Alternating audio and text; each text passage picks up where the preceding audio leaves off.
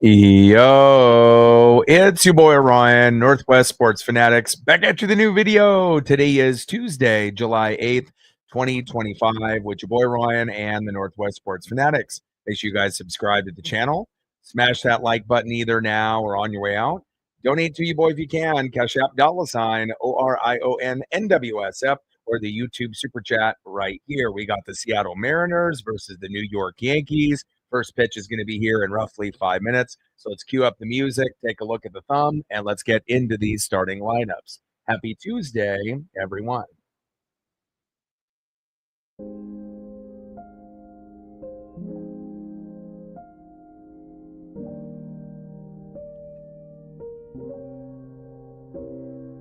And on the thumb on the left is our ace, Walter, a.k.a. Logan Gilbert. And on the right, one of the best players in baseball, Aaron Judge. Now let's get into the starting lineups here first for the visiting Seattle Mariners.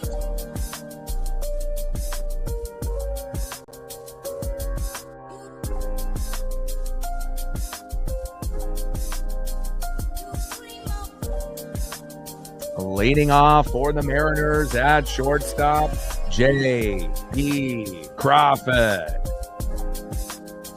Batting second, playing center field, Julio Rodriguez.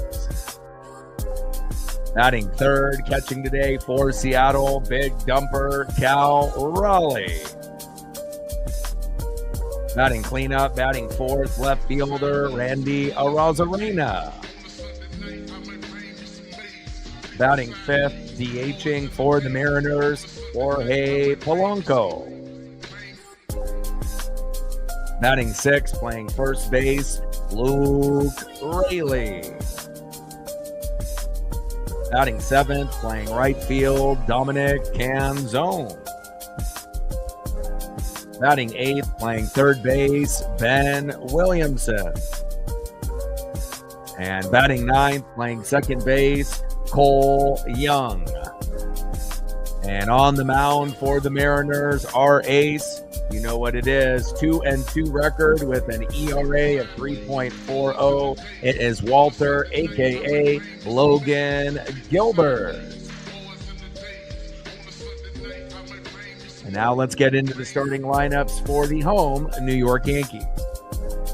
Leading off for the Yankees in left field, Jason Dominguez. Batting second, playing right field, Aaron Judge. Batting third, playing center field, Cody Bellinger. Batting cleanup, batting fourth, DHing for New York, Giancarlo Stanton. Batting sixth, playing second base, batting fifth, playing second base, Jazz Chisholm. Batting sixth, playing first base, Paul Goldschmidt. Batting seventh, catching today for New York, Austin Wells. Batting eighth, playing shortstop, Anthony Volpe. And batting ninth, playing third base, Oswald Peraza. And on the mound for the Yankees, with a 5-4 record, an ERA of 5.02, it is Will Warren. And we're going to be shooting for 20 likes within the first hour, 50 at the halfway point, and 100 likes. We'll be shooting for that, as well as 100 on the Dono train. Let's go, baby. I'm ready. And I'm always excited, for a tough series. And again, we know the Yankees have been on a little bit of a slide. They were first place in the division in the AL East for a good chunk.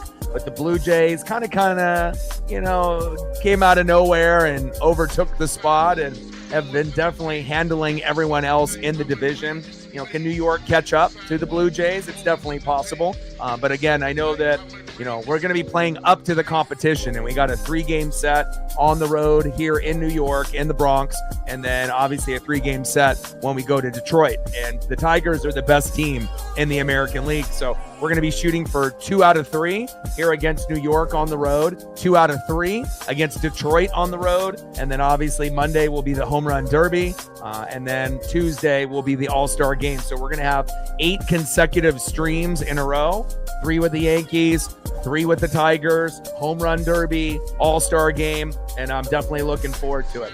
Daniel in the building, what's good? Glee in the building, what's good? All day in the building, what's good? Captain in the building, what's good?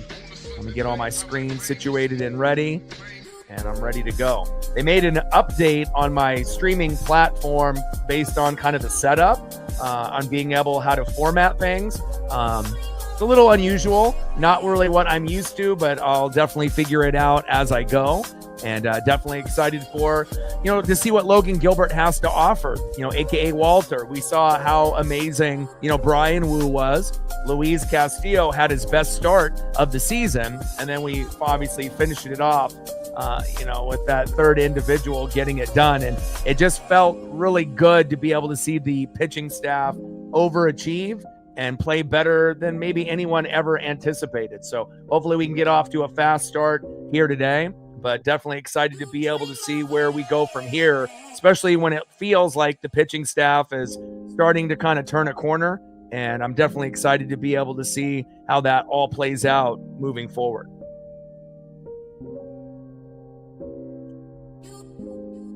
But a great job by Brian Wu, Luis Castillo, George Kirby, and hopefully Logan Gilbert will be able to do the same here, even though it's a different opponent. We're not playing the Pirates.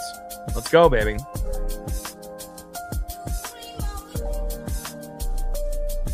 I'm ready. All right, I think I got most of my screen set up here. Logan Gilbert there on the left, Aaron Judge on the right.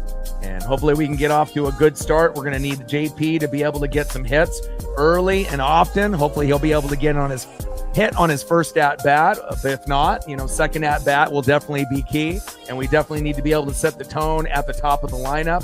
And again, once we get JP on board, there's a better chance for some magic to happen with Julio in the 2-hole and Cal at the 3-hole.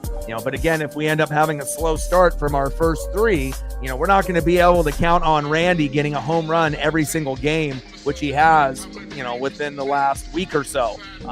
Being able to homer so many times in a row and even getting a multi-homer game in there as well. It's nice to be able to see Randy hot, but again, we'll have to have a full team effort from very top with JP Crawford and at the very bottom of the order with Cole Young, and hopefully we can do that. The goal with Logan Gilbert here on the mound, 3 runs or less given up, and obviously for the Mariners, we want to be able to get to a point where we can get 7 to 10 hits, 5 runs or more. And if we end up doing that, we should have a very good chance here today against the New York Yankees, not only in just game number 1, but also in game 2 and 3 here on Wednesday and Thursday. Trident's up. Let's go, M's.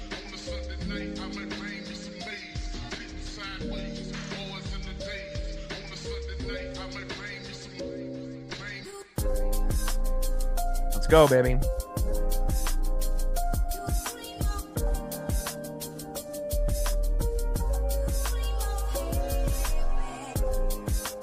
We're dealing with another heat wave here in the Pacific Northwest. So hopefully, by tomorrow, it'll, settle down a little bit and we'll get some cooler temperatures for a couple days. But then we're going to have another, 5 or 6 days of a heat wave. So definitely got to be able to take my pup early and often.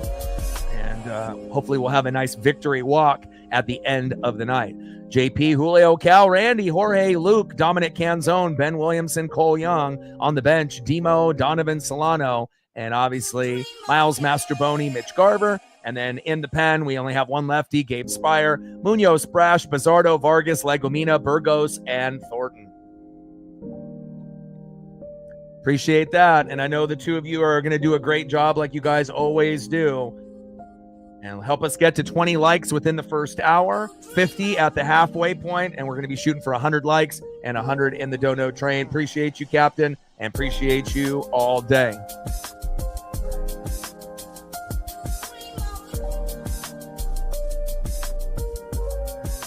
And on the mound, again, with a 5-4 record, an ERA of 5.02, Will Warren. So I don't think we're really intimidated by Will.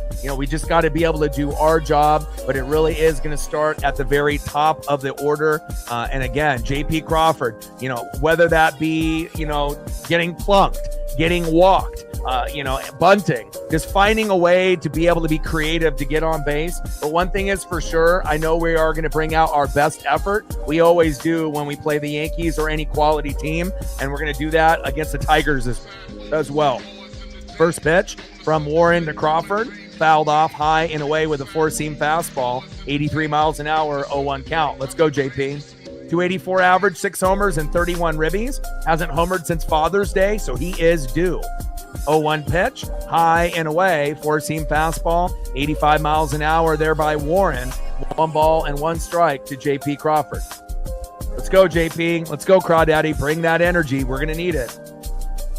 And even if that means bunting, 1 or 2 times today, that would be fantastic. It's not like they are going to be prepared for, defensive bunting coordination. No team is. 1-1 pitch, low and away with the sweeper this time around. 80 miles an hour by Warren. 1 ball and 2 strikes to JP Crawford. Pitch fouled off.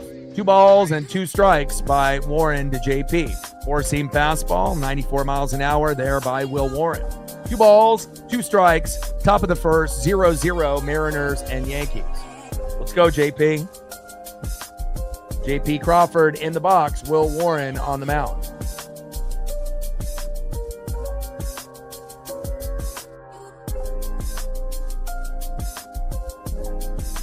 Let him know, baby. 2-2 pitch.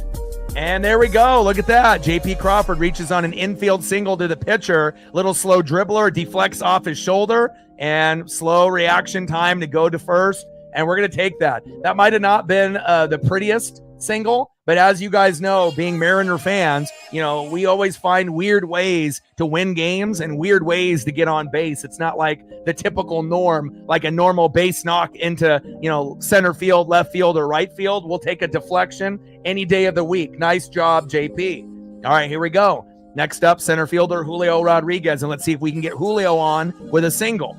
And then if that happens and we got 2 guys on, then we're going to be looking for the 3-run jack by big dumper Cal Raleigh.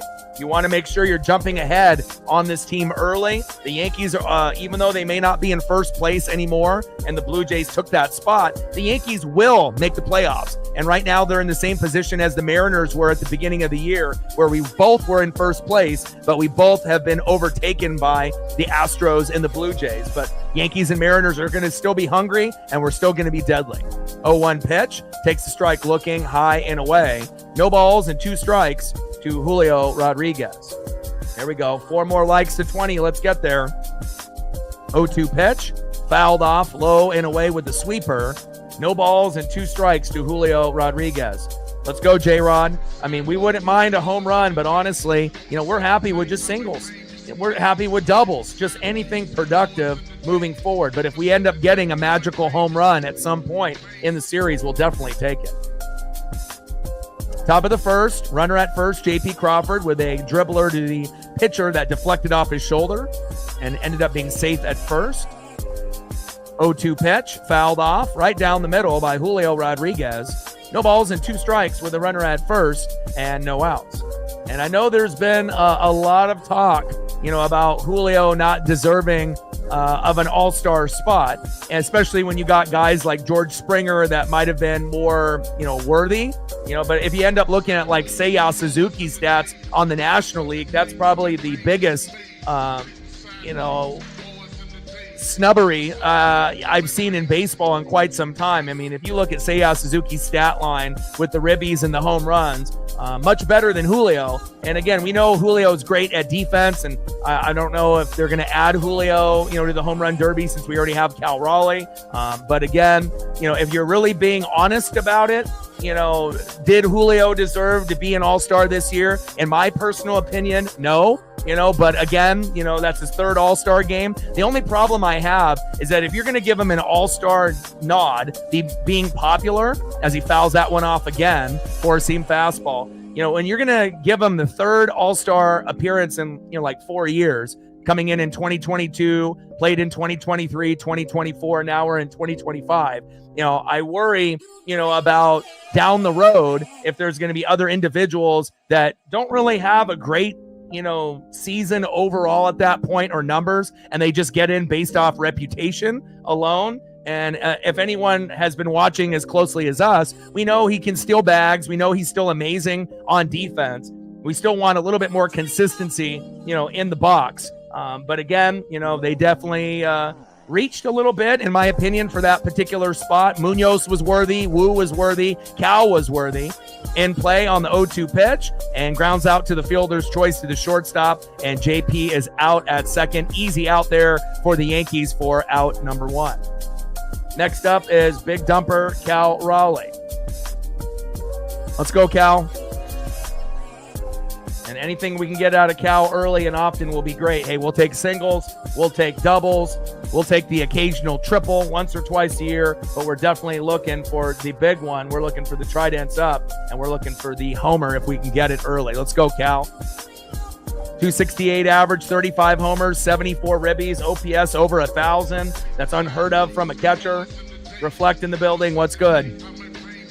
Yeah, I mean, there's a few guys that, definitely got snubbed, and there might be injuries or guys that, end up late, last second that decline, and then they may end up having some reserves or, backups. But hopefully Springer and Seiya Suzuki will find a way to be able to be on the team. But, we'll have to kind of wait and see. There's probably about 4 or 5 legitimate snubs that you could say, hey, these guys deserved it. Cal on the 1-1 pitch, in play, and grounds out to the fielder's choice at first. Julio out at second, 2 away. Next up, a guy that's been uber hot for us lately. In the 4-hole today, left fielder Randy Arozarena. Let's go, Randy. And it's not like I think, Julio's numbers were terrible, but I just think that, it just wasn't an all-star year. When we see all-star years, if you have to doubt it for just a second, then that guy doesn't deserve to be in the all-star game. If there's any kind of like, well, or but, or if, then they don't deserve to be in. Being in the all-star game should be 100% yes. And if you're not saying 100% yes, then, then again, there may be an issue with that particular pick. So first pitch to Randy Arozarena right down the middle. Takes a strike looking. Sinker, 94 miles an hour by Will Warren, 0-1 count. 0-1 pitch. High and away with the four-seam fastball, 94 miles an hour. 1 ball and 1 strike to Randy Arozarena. And I imagine there's been probably people that have had stats worse than Julio that have gotten into the All-Star game. But again, I feel like Cal is, that's a no-brainer. He's a top 3 player in the league this year with Aaron Judge and Shohei Ohtani. Brian Wu is legit, and we know that he's been our best pitcher all year. We've seen Logan Gilbert and George Kirby make the All-Star game. Brian Wu was the guy this year, considering we had injuries with Gilbert, Kirby, and Miller. There's no doubt about that. And Andres Munoz had an ERA of 0 after the first 50 games. So we know he was deserving. I know they are not going to usually put relief guys in, but in my opinion, Brash would be more, deserving of Julio, but they don't really bring mid-relievers to the All-Star game. It's usually starting pitchers and closers, which is a damn shame because Brash has definitely earned an all-star trip based on how he's played this year.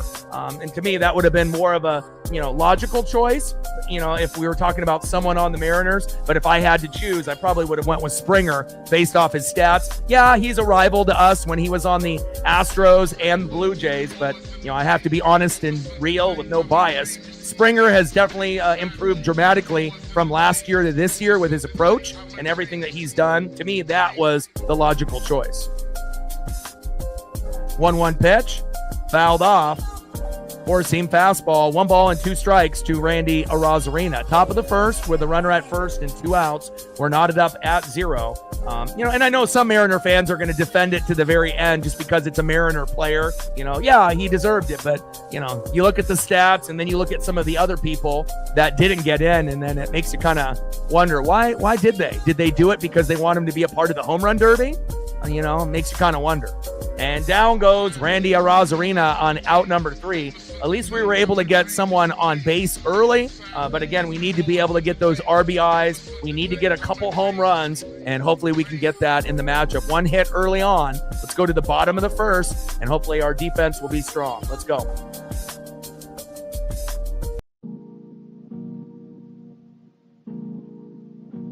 And on the mound for the Mariners, 2-2 record, an ERA of 3.40. And you have to assume if Logan wasn't injured this year, he would have made the All-Star game with Brian Wu, Walter, a.k.a. Logan Gilbert. And hopefully he can pitch just like we saw Brian Wu, Luis Castillo, who he had his best start of the year a couple days ago, and George Kirby. Even though Castillo and Kirby only won 1-0, it was very impressive. And we can hope that we can get that same kind of result even though we're on the road here. Let's go, Logan. Leading off for the Yankees, left fielder Jason Dominguez. Batting second, playing right field. One of the best players in the game, top 3 with Cal Raleigh and Shohei Ohtani this year. Right fielder Aaron Judge. And batting third, center fielder Cody Bellinger. Trident's up. Let's go, M's.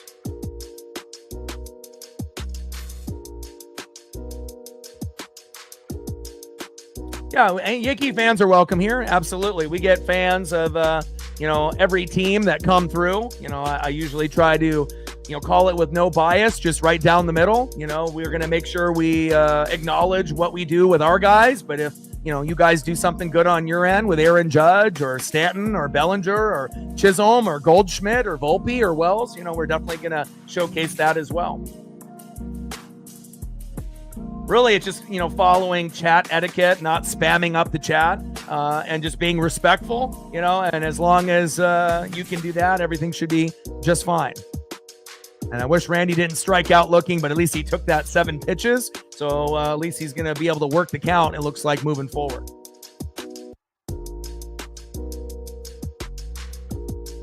All right, baby, let's go, Logan. We need a fast start. First up in the box, left fielder Jason Dominguez. Magic number will be 5 runs, 7 to 10 hits, and hopefully we can get that. First pitch from Logan Gilbert, high and away with a 4-seam fastball, 98 miles an hour by Logan Gilbert, 1-0 count.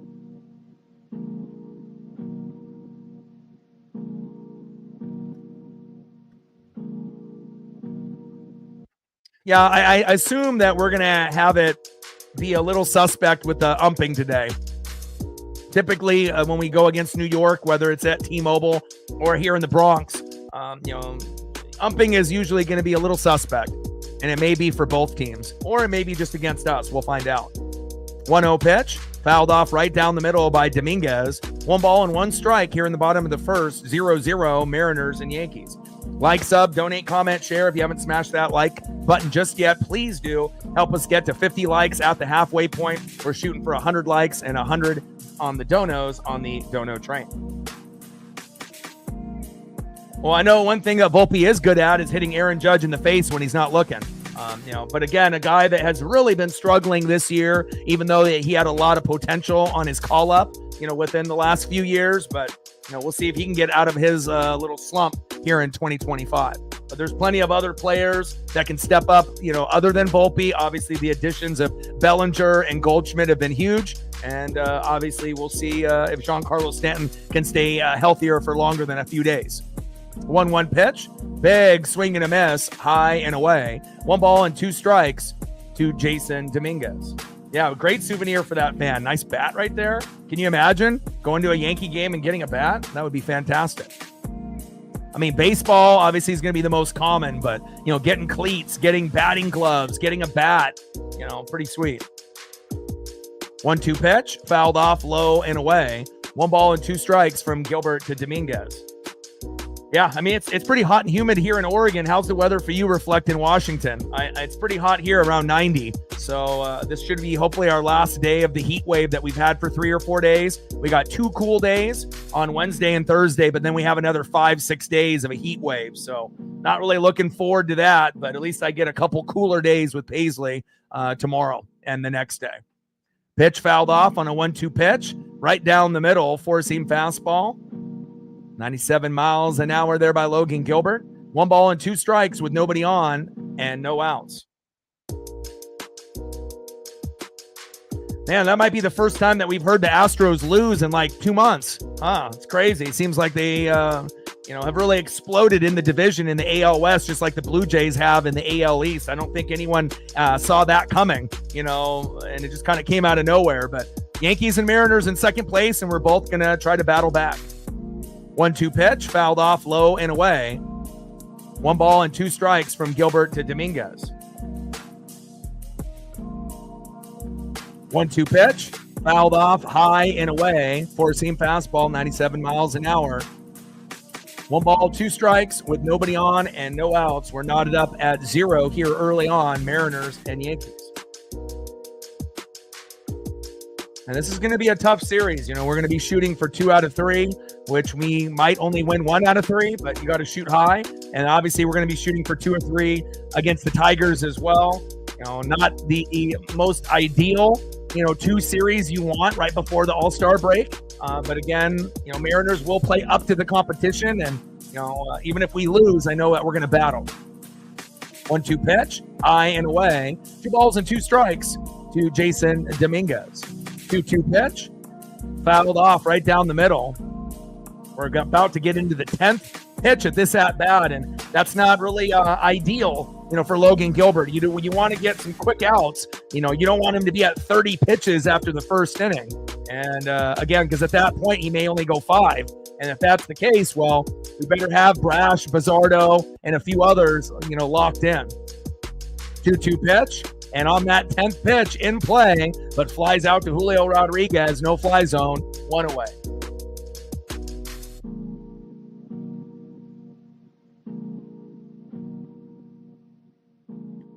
Next up, in the 2-hole, playing right field, Aaron Judge.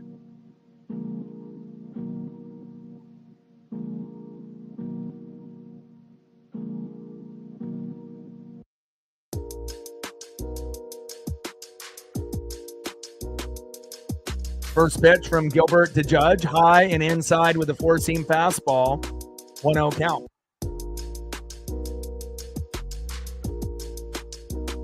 Kind of curious to see who they're going to add for the home run derby. There's a few spots left. They had O'Neal Cruz, who we just faced on the Pirates, get added on and whatnot. But, I don't think you're going to see Aaron Judge or Pete Alonso, in it, which would be cool if they were. Obviously we know how good Pete Alonso has been in the event, even though as an OG, Judge and Ohtani would be great, but you're probably not going to see them. But would be cool to be able to have, guys like that in the Derby with Cal, considering those are the top 3 guys in the game right now. But we will find out. It probably will, not be the highest, profiled name guys that get added on, but you never know. 1-2 pitch, in play, and same spot by Aaron Judge to Julio Rodriguez, no fly zone. 2 away. Next up, playing center field, Cody Bellinger.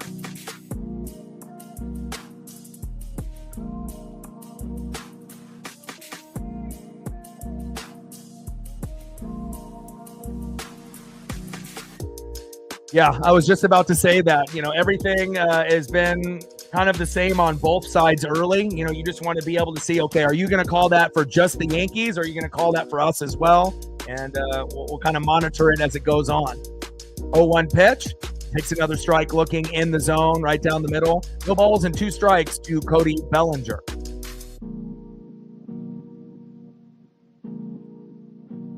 Pitch count pretty high here early already for Logan Gilbert.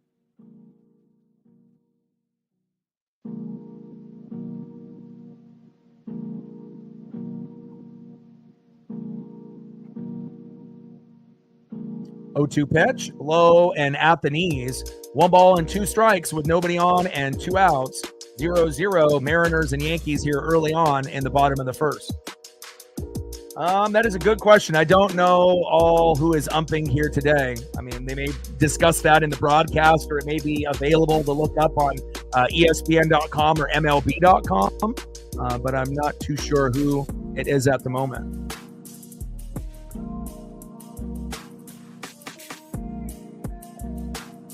Let me see. I can look it up here. No, it's not Laz Diaz. Home plate umpire is Vic Carapazza. And then Ripperberger at first, Nick Lentz at second, and Jacob Metz at third. So Vic Carapazza is the home plate umpire. No Laz Diaz.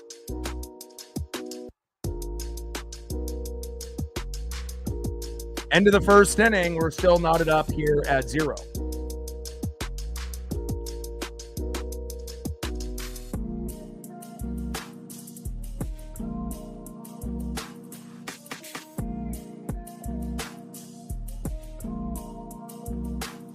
Next up for the Mariners in the 5-hole, DHing today for the Mariners, Jorge Polanco.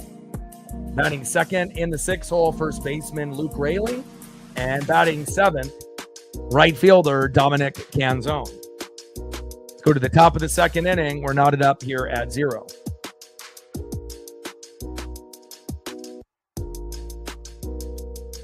Yeah, I don't think anyone really questions,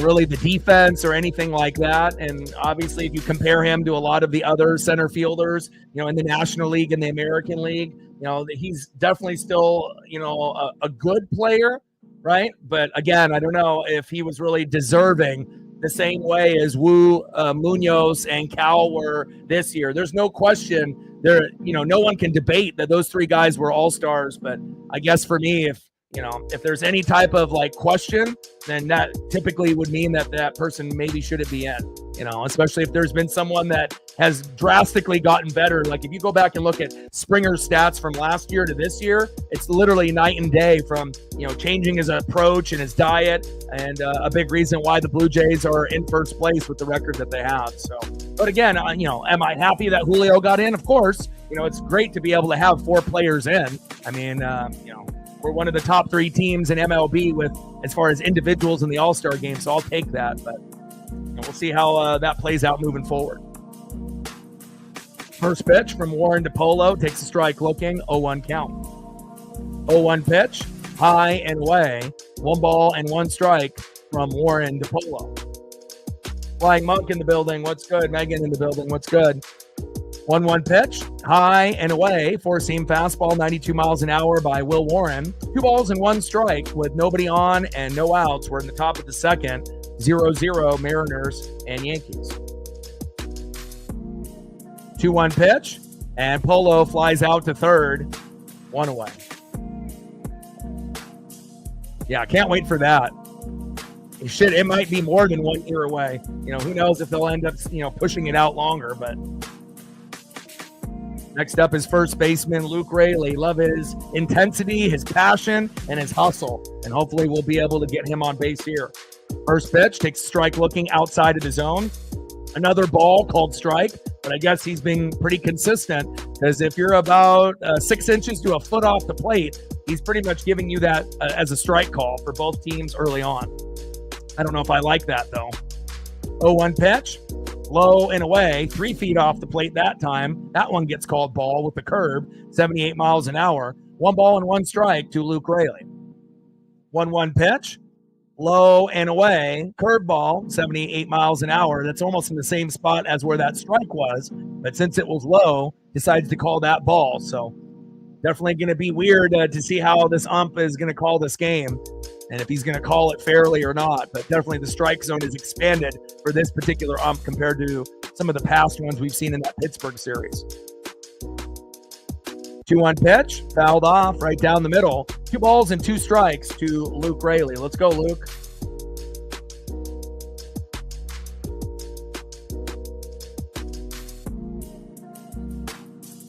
Megan with a 20 to get us started. Appreciate that. Stacks on stacks, racks on racks with a little Cactus Jack. Bang, bang. Appreciate you. And down goes Luke Rayleigh on strikes. 1 away to 2 away. Appreciate you. Let me know what you want to do photo-wise, and I got you.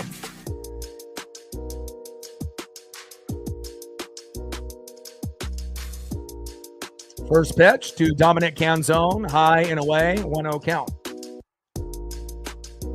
Yeah, I mean, I try to follow everybody, in the league, even if it was, guys that were enemies of us or rivals, and again, sometimes you got to call a spade, and if someone is more deserving, you got to be real about it. And Canzone on a 1-0 pitch, grounds out to first, toe tap on the bag, and that was a easy out number 3. Go to the bottom of the second inning, and we're still knotted up here at 0.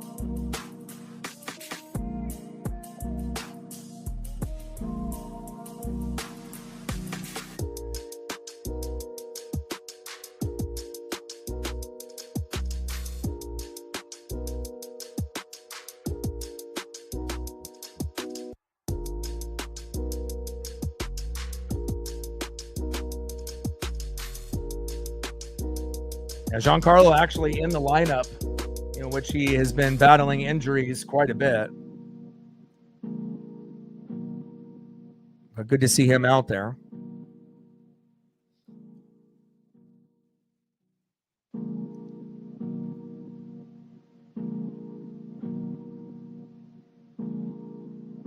We'll squeeze in a few photos here for Megan.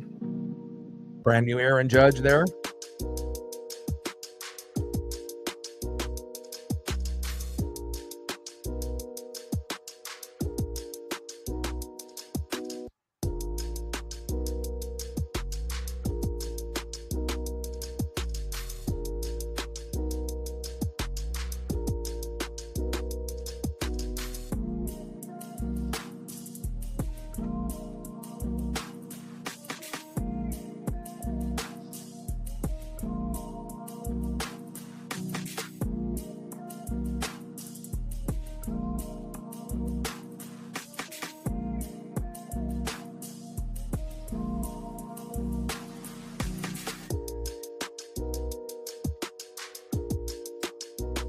Give you a throwback of Soto from last year.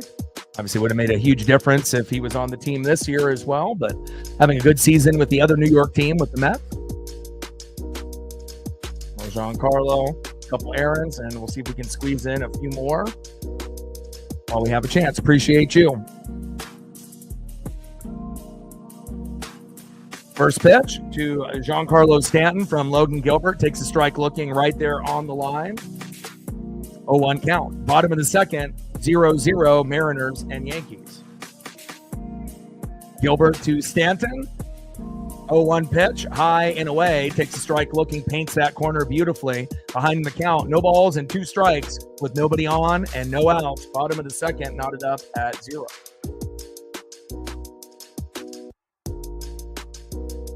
Oh-2 pitch, and Stanton strikes out swinging. Nice punch out there by Logan Gilbert. Way to bring that electricity, Logan. There we go, 1 away. Next up, a guy that has been a great pickup since they picked him up, Jazz Chisholm. Jazz Chisholm Jr., to be correct. And I was a little curious to see if he was going to be able to kind of, settle down and not be such a wild personality, in the clubhouse and whatnot like he was with the Marlins. But again, he's finally found, a place where, he could still be himself, but kind of tone it back a little bit. And obviously being around better players will make the situation a little bit better. First pitch, and crushes it to center. Julio has been busy today. No fly zone. There we go, 2 away. And a lot of deep balls hit by the Yankees to Julio Rodriguez to center, but nothing has gone out of the park just yet. Next up, in the 6th hole, first baseman Paul Goldschmidt. First pitch from Logan Gilbert. Takes a strike looking right down the middle, 0-1 count. Like, sub, donate, comment, share. If you haven't smashed that like button yet, please do. Help us get to 50 likes by the halfway point, 100 by the time we're all said and done. And we're at 20 on the dono train, 80 to go to hit our goal.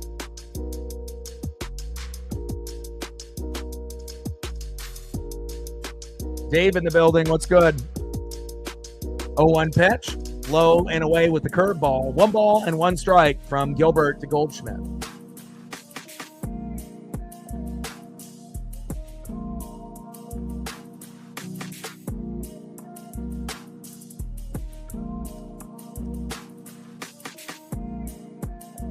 One pitch, low and at the knees. 2 balls and 1 strike from Gilbert to Goldschmidt.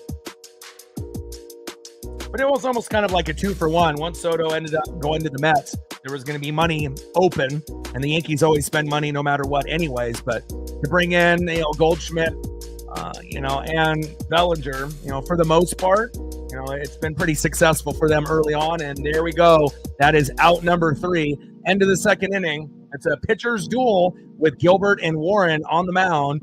Let's go to the top of the third inning and see if we can get on the board.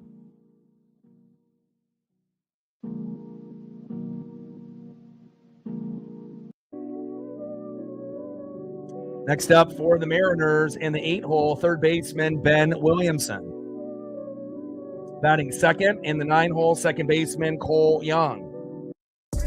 And batting third, playing shortstop back at the top of the order, 1-for-1, J.P. Crawford. Let's go, baby. Trident's up.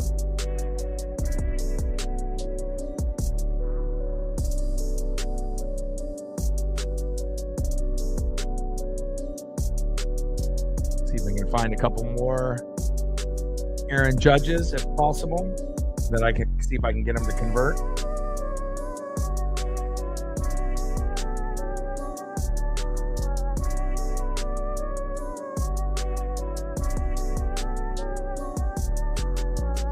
Get rid of some of these other options that I have. So I got to make some more room.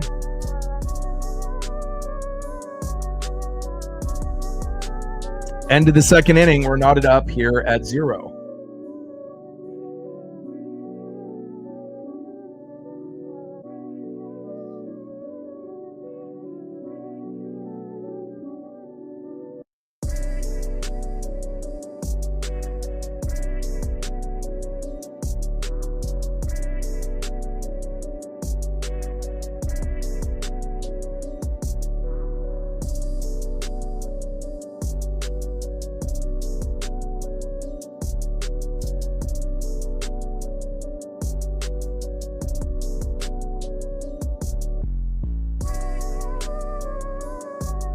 Fun to watch, even if you're not a Yankee fan, I'm a fan of greatness. So, if that means that Aaron Judge is playing, I'm paying attention. Same thing with Ohtani and now with Cal Raleigh. First pitch, Williamson grounds out to the shortstop, throw to first, 1 away. Too quick of an at-bat there for Ben Williamson. I was hoping that he'd work the count a little bit, but maybe next time around. Next up, in the 9-hole, second baseman Cole Young. First pitch from Warren to Young. Takes a strike looking high and away. 0-1 count. And with Will Warren, 5-4 record with an ERA of 5.02. So nothing intimidating, as if it were to be someone like a Garrett Cole, type of pitcher. Obviously the Yankees have had quite a few injuries in the last few years, but there have been some individuals that have stepped up and others that have struggled a little bit. 0-1 pitch in play. And there we go. Nice base knock by Cole Young. And you've started to see a little bit of growth out of Williamson and Young in the box lately. Nice job by Cole getting on base, and hopefully JP can do it as well. JP is already 1-for-1, and when JP does well, typically the Mariners do well. First pitch, J.P. Crawford takes a strike looking right down the middle from Will Warren. 0-1 count. Got to try to rough him up early if possible.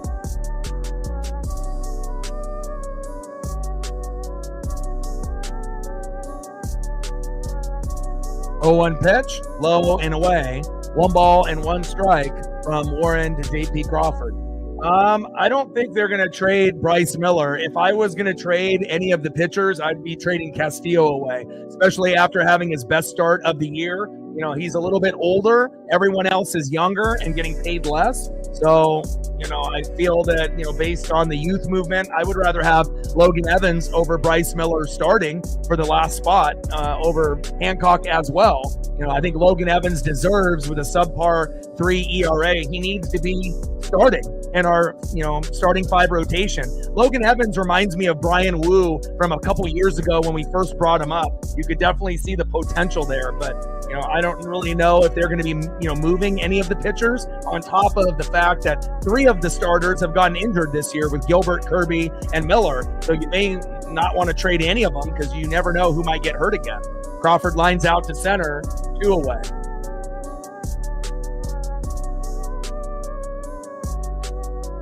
But again, it's like Gilbert, Kirby, Wu, and Evans. Those should be like long-term guys. Hancock, to me, is a AAA guy, an emergency guy at very best. And then you got Castillo and Miller, obviously there. And, Castillo's a little bit older, but he did have his best start of the year, 2 days ago, which was great to see. And again, we know with Miller, he's had some issues with the back and the elbow. So we don't even know if it's going to be a lost season for Miller. But even with that being said, I would rather have Miller long-term than Castillo, because Castillo probably only has a couple more years and he's already been kind of declining. But with Miller, he still has a long ways to go, and that would be the smart choice. But, I don't really know if any pitcher is going to get moved.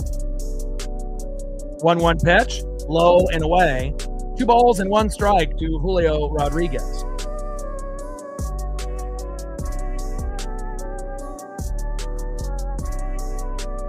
Yeah, but I like Logan Evans a lot. Honestly, if you look at his swagger and aura and vibe, you know that Logan Gilbert and Brian Wu are at the top. And then after that, typically when George Kirby is healthy, he's right there with those guys, Wu and Gilbert. But, at this point, I think I like Evans slightly more than Kirby until Kirby gets back to his normal self. But then once he does, then Evans is like the 4 guy. And then the 5th guy should be either Castillo or Miller, in my opinion. And then Hancock, AAA. So, but, again, they have some loyalty to some of the, older guys like Miller and Castillo that have been doing it for a couple years. But I think Logan Evans in this year, in 2025, is better than Castillo and Miller. I would rather have Evans pitching than the other 2. But we have seen Castillo pitch decent, especially his last start, which is the best start of the season. 2-2 pitch, high and away. Count now is full. 3 balls and 2 strikes with a runner at first and 2 outs. But with all the injuries and whatnot, I don't know if you can risk trading someone away. I mean, we can still end up, picking up guys at the deadline without having to get rid of Castillo or Miller, which, may or may not even be something that they're looking at. And that is out number 3. All right, let's see who's up here in the bottom of the 3rd for the Yankees.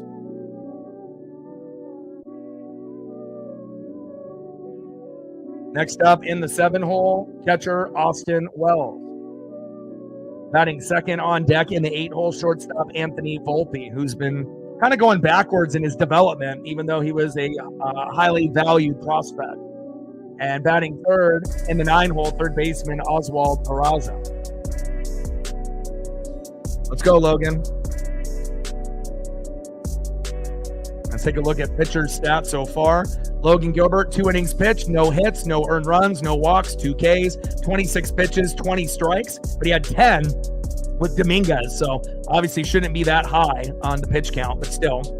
But I got a few cheap outs after that. And then when we look at Warren is at 3 innings pitched, 2 hits, no earned runs, no walks, 3 Ks, 45 pitches, 31 strikes with a 4.84 ERA. So definitely a pitcher's duel, and we've had that the last 3 starts for the Mariners since we ended up shutting out the Pirates in 3 consecutive games. 6-0 on the 4th of July when I was there in Seattle. Great game. Probably the funnest game that I've been to ever in person. And then obviously a 1-0 victory by Luis Castillo and a 1-0 victory by George Kirby. And that's the first time that we've done that in the team's history. And again, so far, so good here with Logan Gilbert on the bump. And again, both of these teams were in first place, and they didn't look like they were going to lose their spot in first. Seattle in the AL West, Yankees in the AL East. And here comes the Astros and the Blue Jays on fire. And over have overtaken the Yankees and Mariners, and we're both in second place now, but still think the Yankees and Mariners can make the playoffs, even if that ends up being a wild card if we can't catch the Blue Jays for the Yankees or the Astros for us.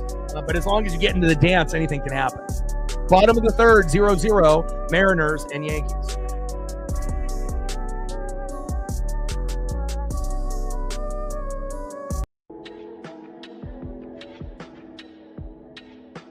First pitch from Gilbert to Wells, fouls it off right down the middle, 0-1 count.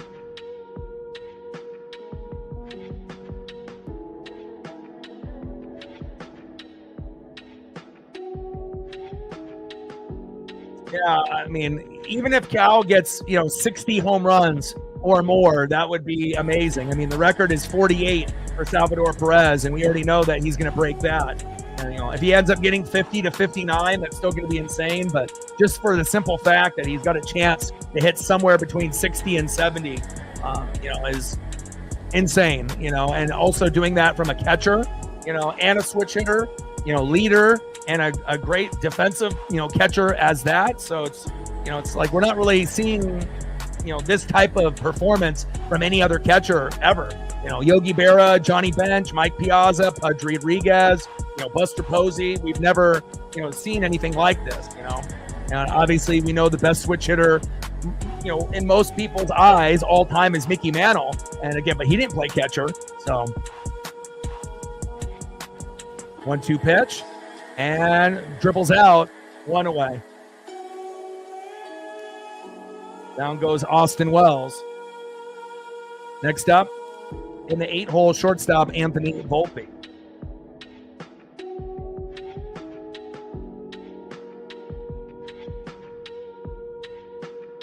And again, you can give the award, based off batting average and, home runs and ribbies, to Aaron Judge and Shohei Ohtani any year.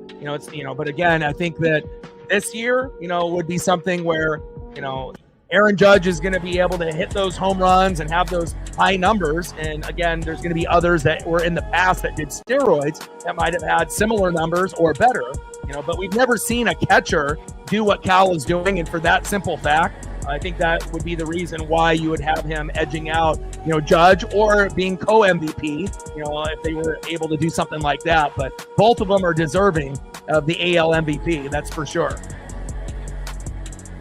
1-1 pitch, big swing and a miss right down the middle to Volpe.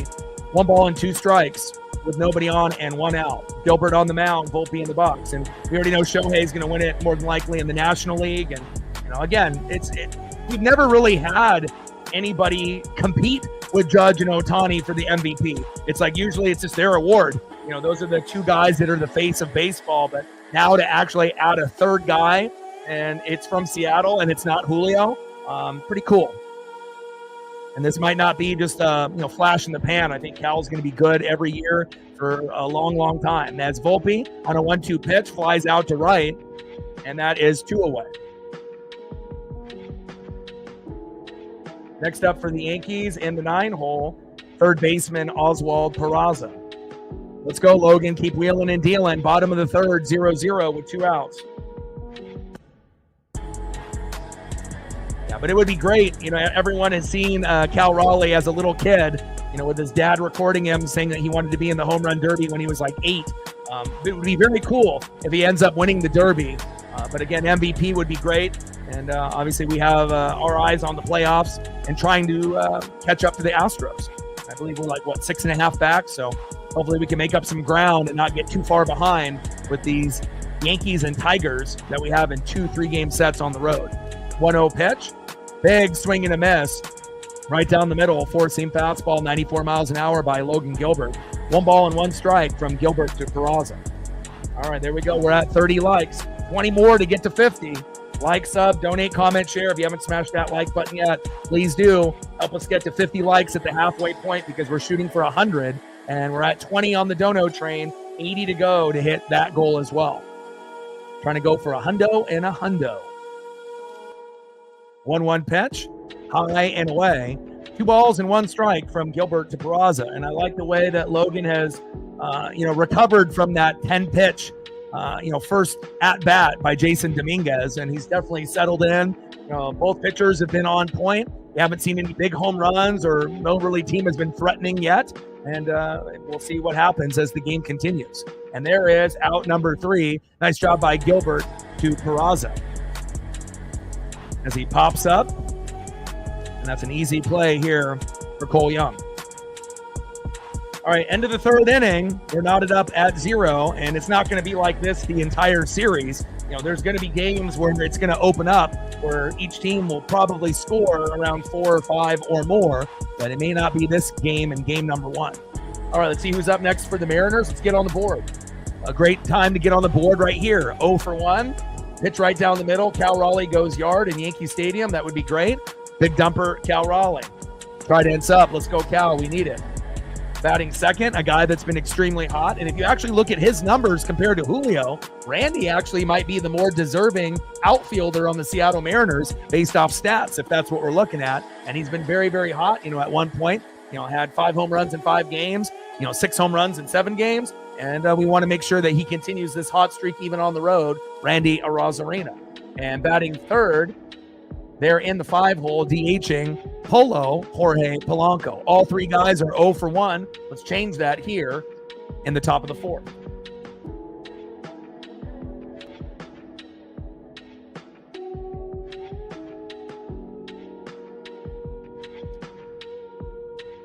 Yeah, Eugenio Suarez should be added to the home run derby. I've been watching him very closely this year, and again, if we were able to get Gino with Cal, we would have 2 of the top 4 power hitting players besides Judge and Ohtani, and that could be the difference, from us being able to overtake the Yankees or the Astros or the Tigers in the playoffs by having that really strong bat. Now, that would obviously hurt the development of Mastroboni or Ben Williamson at third, but I don't think anyone would complain. We could always move those guys to DH, and then if Eugenio needed a day off, we could fill those guys in. But getting Gino at third would be so big for us. And again, hopefully we'll be able to see him in the home run derby as well. First pitch from Warren to Raleigh. Big swing and a miss on that curveball, 77 miles an hour, 0-1 count. 5-4 record, 5.02 ERA for Will Warren. And obviously we know with Big Dumper, 35 home runs, number 1 in MLB. And we're looking for home run number 36. Trident's up. 0-1 pitch, and Cal Raleigh grounds out to first. 1 away. Hopefully Cal will be able to get something going in his last 2 at-bats. 267 average, 35 homers, and 74 ribbies for Cal up to this point. Next up is Randy Arozarena. Let's go, Randy. First pitch, takes a strike swinging right down the middle from Warren. 0-1 count.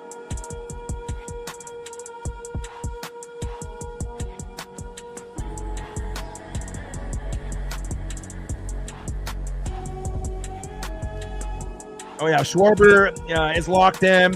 Eugenio is locked in. There's some of these guys that have been locked in hitting home runs, in 2025. And I'm kind of curious on, who they're going to bring in. And hopefully it'll be some big names, not just some middle of the tier talent, some from random team, unless they have Atlanta ties, because that's where, the All-Star game is. 1-1 pitch, and Randy lines out to right, 2 away.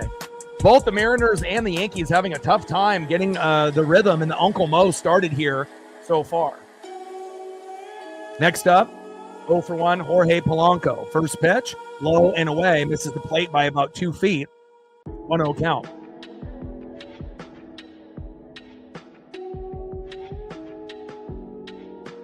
Let's go, Polo. We need something. Who's going to be the guy that gives us that home run to get the party started? Even if it ends up being just a solo jack, we need someone to get us started. 252 average, 12 homers, 39 ribbies.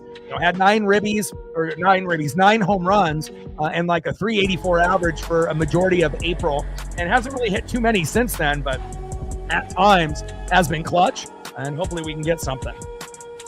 1-1 pitch, fouled off right down the middle. 1 ball and 2 strikes from Warren to Polo. Reflect with a 5er. Appreciate you. We're at 25 now, 75 to go. Stacks on stacks, racks on racks with a little Cactus Jack Bang Bang. Appreciate you so much. Thank you so much for your support to the channel and myself and Paisley.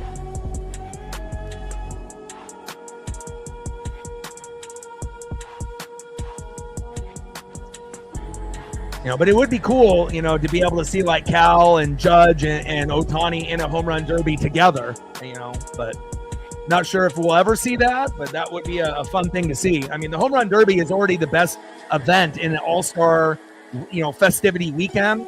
Obviously if they had better, top end dunkers and better participants in the NBA all-star weekend, then, that maybe would be better. But I feel that MLB all-star weekend is the best. NHL number 2, and then NBA 3. And then obviously, the NFL doesn't really count because, Pro Bowl doesn't even really exist anymore. So unfortunately. And it used to be good back in the day where they actually tackled, but, it turned into two-hand touched, and then it turned into just doing events, which is kind of sad. 2-2 pitch, low and away. Count now is full. 3 balls and 2 strikes with nobody on and 2 outs. And got him. That is out number 3. All right, let's go to the bottom of the 4th. Man, it's been tough sledding here for both teams. Warren and Gilbert have been money.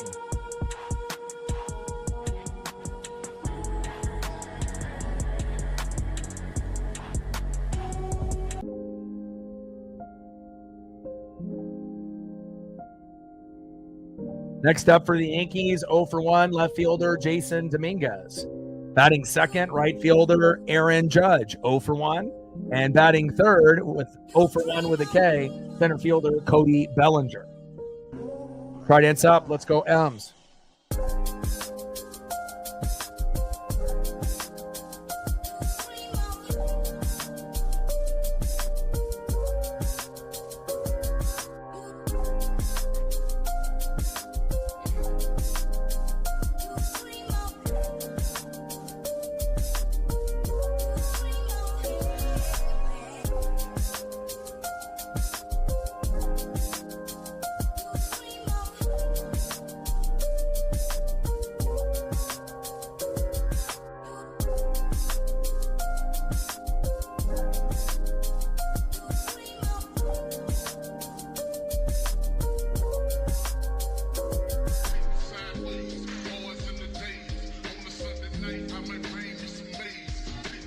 We're going to have 8 consecutive streams in a row. We're going to have, obviously, this game here today, game 1. Then we have games 2 and 3 against the Yankees on Wednesday and Thursday. Then Friday, Saturday, and Sunday, we're at the on the road against the Tigers, and that's not going to be easy whatsoever. And then, obviously, Monday will be the Home Run Derby, and then Tuesday, the MLB All-Star Game. Looking forward to all of those events here in the next 8 days. And then obviously as we get closer and closer to the trade deadline, as well as the MLB draft, Mariners got the 3rd pick, and there's a lot of talent, pitchers and positional players. It'll be exciting to be able to see what we add on to what we already have. Farm system is already the best in MLB, and we'll figure out who we grab. And we still need a little bit of depth at third base, first base, and right field, and especially in the bullpen. We could definitely use another 1 or 2 guys or 3 guys to give us a little bit more depth, and we'll see where that falls. First pitch from Gilbert to Dominguez, big swing and a miss, low and away, 0-1 count.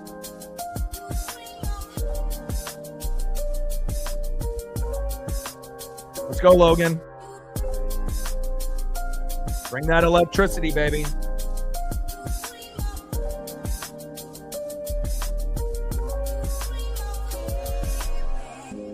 .266 average, 8 homers, and 33 ribbies. 0-1 pitch in play.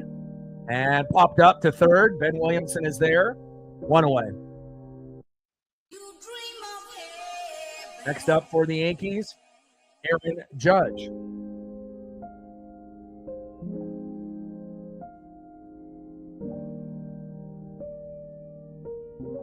First pitch to Judge, high and away, 1-0 count.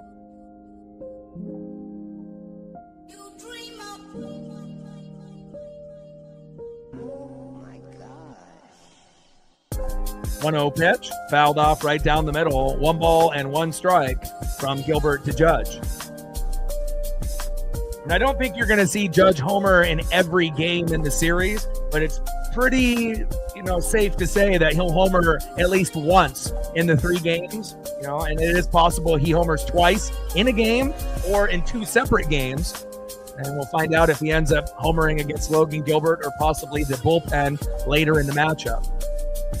So far, it's been tough sledding for both teams against the starting pitching at this point. And obviously the rain is coming down there in the Bronx. Hopefully they don't decide to, have this as some kind of rain delay or anything like that. But a little bit different circumstances compared to the NFL or college football. 2-1 pitch. Big strike looking there, low and at the knees. 2 balls and 2 strikes from Gilbert to Judge.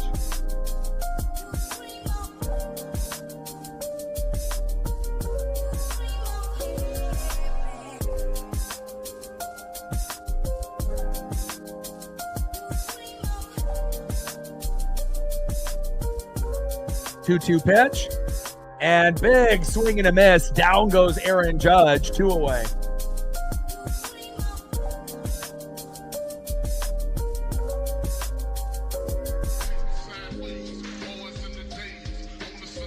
Nice job, Logan.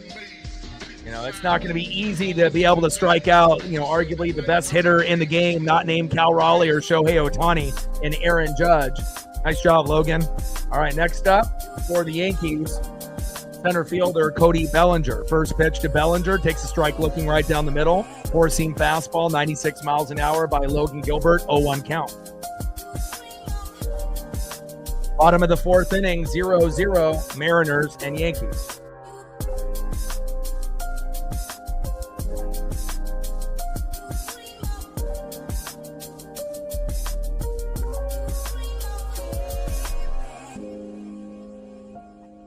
12-game hitting streak by Bellinger. He's trying to make it 13, and he does right there. 0-1 pitch, singles to right, 271 average, 13 homers, 47 ribbies. He is on fire. Nice base knock there by Bellinger, the former Dodger and former Cub. That's got to be pretty lucky, to be able to be on the Dodgers, then the Cubs, and then the Yankees. I mean, 3 of the most historic teams ever. Pretty wild. Next up, in the 4-hole, DHing today, Giancarlo Stanton. And in the last few years, you haven't really seen him stay healthy, for a full season, but good to be able to see him in the lineup. First pitch, takes a strike looking in the zone, 0-1 count. 0-1 pitch, big swing and a miss right down the middle with that slider. Nasty pitch by Gilbert. No balls and 2 strikes with a runner at first and 2 outs. Gilbert on the mound, Giancarlo Stanton in the box.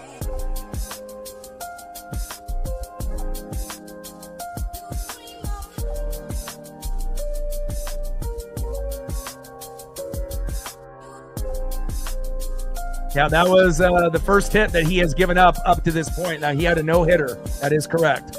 Now he's at a 1-hitter since Bellinger had that little bloop single. 0-2 pitch, low and at the knees.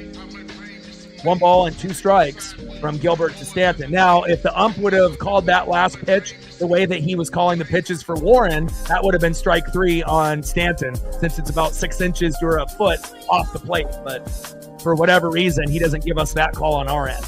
So we'll find out if we will get that pitch to go in our favor before the inning is up or later in the game. And down goes Giancarlo, and that is the end of the 4th inning. We're still knotted up at 0. Man, it is a pitcher's duel here today. All right, let's go to the top of the 5th inning, and once the starters go out, you know that the game will open up, and we'll see whose bullpen is healthier and obviously more accurate and stronger at this point. All right, let's see who's up next here for the Mariners in the top of the 5th. Next up, 0 for 1 with a K. In the 6-hole, first baseman Luke Raley. On deck, right fielder in the 7-hole, Dominic Canzone, 0 for 1 as well. And batting third, 0 for 1, third baseman Ben Williamson. Let's go B-Dubs. Let's go Big Ben. Trident's up. Let's go M's. Top of the 5th, we're knotted up at 0. And let's take a quick look at the stats at this point for the pitchers, since we don't really have a whole lot to go over with the batters at this point. 4 innings pitched, 1 hitter, 1 hit, no earned runs, no walks, 4 Ks, 51 pitches, 38 strikes, 3.15 ERA. Solid by Logan Gilbert. Now let's take a quick look at Will Warren, who's actually pitching great today. 4 innings pitched, 2 hits, no earned runs, no walks, 4 Ks, 57 pitches, 39 strikes with a 4.79 ERA. So one guy's got a one-hitter in Logan Gilbert. Warren's got a two-hitter. Both have 4 Ks. It's been definitely a dominant pitching performance up to this point, and we may just have to wait for Warren and Gilbert to exit before this game opens up. And there's still a chance that we can get 3, 4, 5 runs after these pitchers go out. Just really depends on the bullpen and what they look like here this Tuesday evening in the Bronx.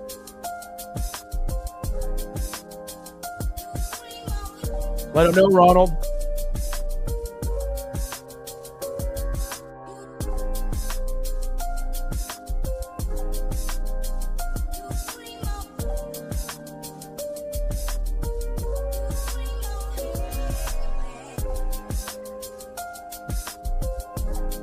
First pitch to Luke Rayleigh. And there we go. Nice little bloop single there. I like that. Luke to first. Always hustling, baby. Let's go. Next up, 0 for 1, Dominic Canzone.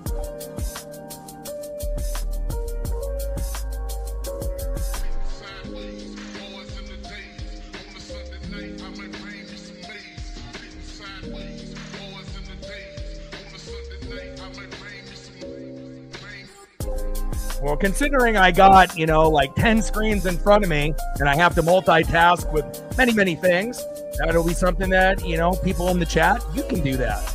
It doesn't always have to be me giving every single piece of information top to bottom, especially when I have to do the play-by-play and the color, and I have to watch the game on multiple screens, and I have to watch MLB.com and ESPN for additional stats and analytics and follow the chat. So, if that's something that you want to be able to go over, then you can actually comment on that, Mike. First pitch, high and away to Dominic Canzone, 1-0 count. I'm doing the work of 3 different people by myself. So, there's going to be times where we're going to be able to go over those things, and there'll be times where someone else can bring it up and we can discuss it then.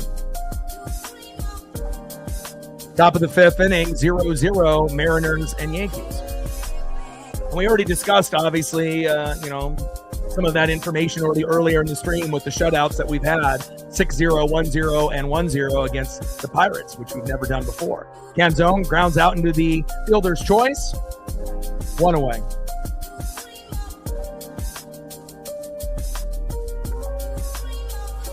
Next up for the Mariners, 0 for 1, Big Ben Williamson. Let's go, B-Dubs.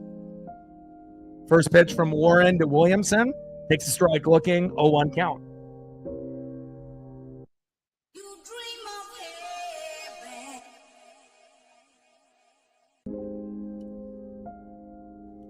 Oh, 1 pitch, fouled off right down the middle. No balls and 2 strikes with a runner at first and 1 out.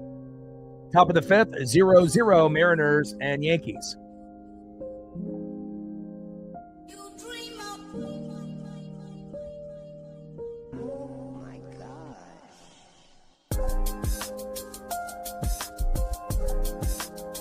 Rain coming down there in the Bronx, but that might have something to do, with some of the hitting here today as well. 0-2 pitch in play, and there we go. Ben Williamson singles to right. Hustle. Safe. There we go. Runners at first and second with 1 out. Could this be the inning where we actually get on the board and score at least a run? Possibly. Next up, 1 for 1, Cole Young. And then next up on deck is J.P. Crawford. Here we go. We're starting to get a little bit of Uncle Mo here on Will Warren. Let's go, Cole. It's a Cole world, baby. Let's go. Top of the 5th. And this is the best chance that we've had up to this point. I mean, considering Logan Gilbert was at a 1-hitter and Warren was at a 2-hitter. Now things are starting to open up and maybe a little bit of fatigue, kicking in, as well as a little bit of that rain, ending up doing a little bit of damage to both of the teams at this point, at least as far as batting is concerned. Top of the 5th, runners at first and second and 1 out. 0-1 pitch, takes a strike looking low and in the zone. No balls and 2 strikes with runners at first and second and 1 out. We're knotted up here at 0.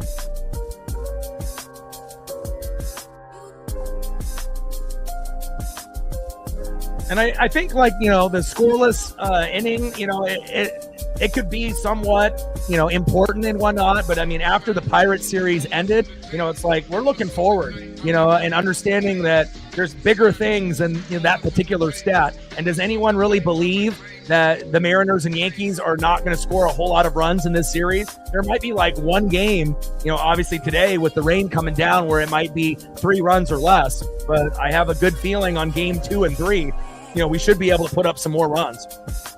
Young grounds out into the fielder's choice to first. Williamson out at second, and Canzone stays on board. Now you got runners on the corners at first and third with 2 outs.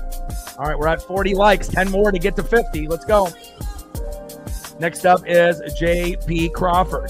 So far, so good. 1 for 2. If we can get an RBI single, we'll take that to make it 1-0. Best case scenario, J.P. Crawford hits a home run. We go up 3-0. And again, he hasn't homered since Father's Day, so he definitely is overdue. Come on, JP. I mean, weather is bad. You got to be able to just fight through it.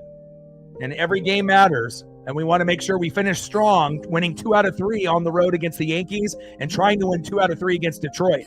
I mean, obviously, the last thing that we need with the Astros being as good as they have been, we don't want to get swept, by the Yankees and the Tigers going into the break, and I think that if we can steal game 1 in both series, we should be able to win 2 out of 3, especially with the pitchers that we have on the roster. 0-1 pitch, high and away. 1 ball and 1 strike from Warren J.P. Crawford. And you can tell, man, that rain is coming down. It's a downpour. And Warren is getting a little bit flustered out there.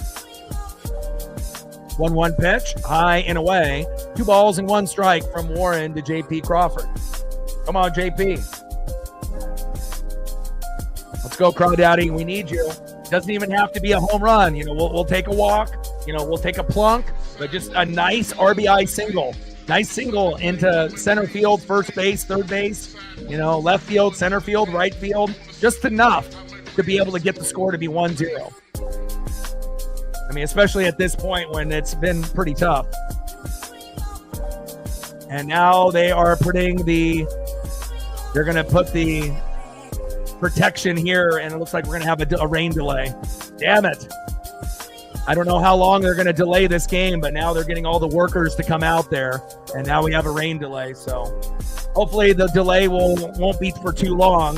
I'm hoping 30 minutes or less, but we'll find out. We're at 0-0 with a 2-1 count. Runners out first and third, and way to kill our momentum. You never know. Couldn't they have gotten to one more batter? And then once JP either got out or we made the score 1-0 and then fucking call it. Why did they have to call it right there and kill our momentum? We'll see what happens after the game resumes and whatnot. But flash flood emergency plans in NYC.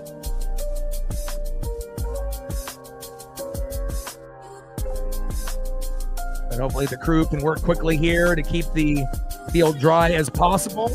And hopefully we'll get some updates that it won't be too long. Definitely want to be able to complete the game. Seattle with 4 hits, Yankees with 1. And we're in the top of the 5th now with a rain delay that hopefully will only be for a short period of time. But if you guys hear anything on the broadcast, let me know. I'm trying to watch the Yankee broadcast and the Mariner broadcast, as well as MLB.com and ESPN. So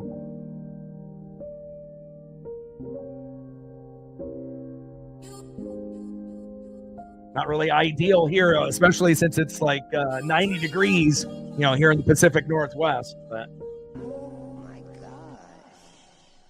But I can end up throwing up some photos and whatnot. So, Megan, anything else you want to do for photos and reflect? I can end up throwing up photos for the people that donated to kind of, pass the time. And then once we end up doing that, if there's anything else I can pull up for, any of the others, if we're still in a rain delay, then we can always go that route as well. Sure, I got you.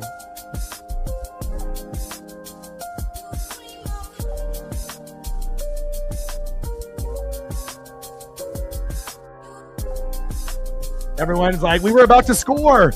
We had a good chance. I gotcha. All right, let me make some room with some of these other photos to rearrange them so I have some room for you.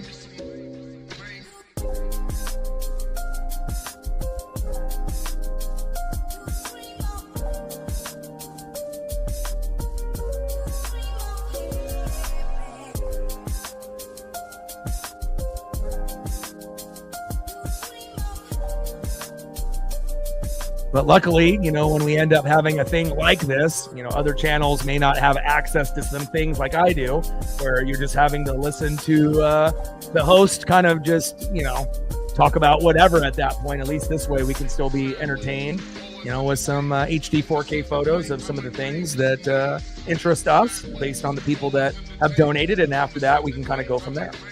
A little Bob Gale for you.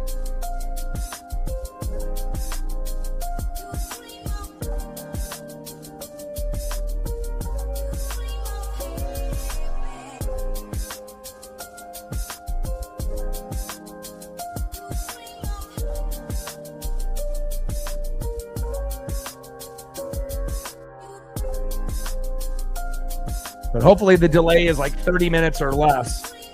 That would be best case scenario. So.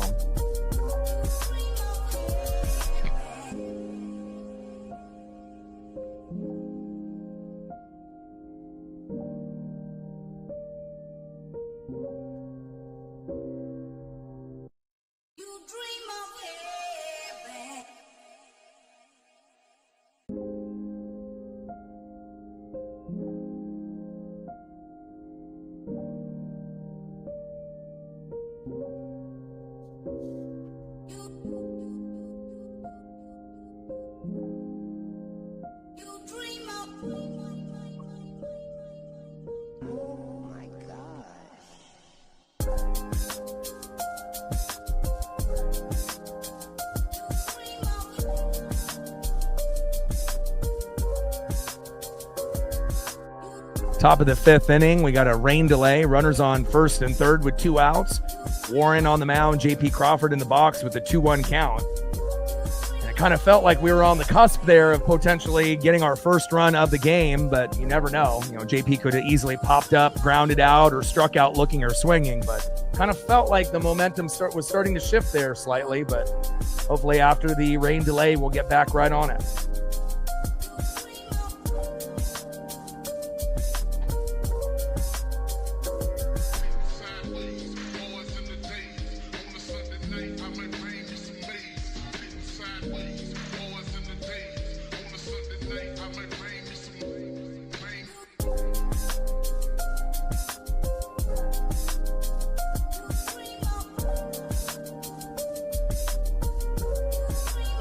Yeah, it should be a lot of fun. I'm getting all situated on my shows.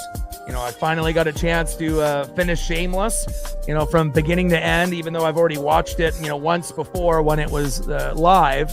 And I started it from the very beginning and just finished it up yesterday. So obviously started to jump into Shark Week and Shark Fest, which is happening this week.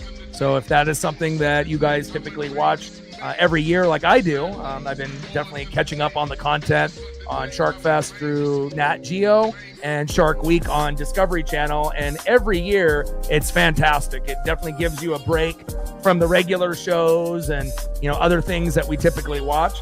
And then I think the next big thing that is dropping is Dexter Resurrection on Paramount Plus, which is going to be debuting in a couple days. I don't know if it's going to be as good as some of the others, but if Dexter is involved, I'm definitely watching.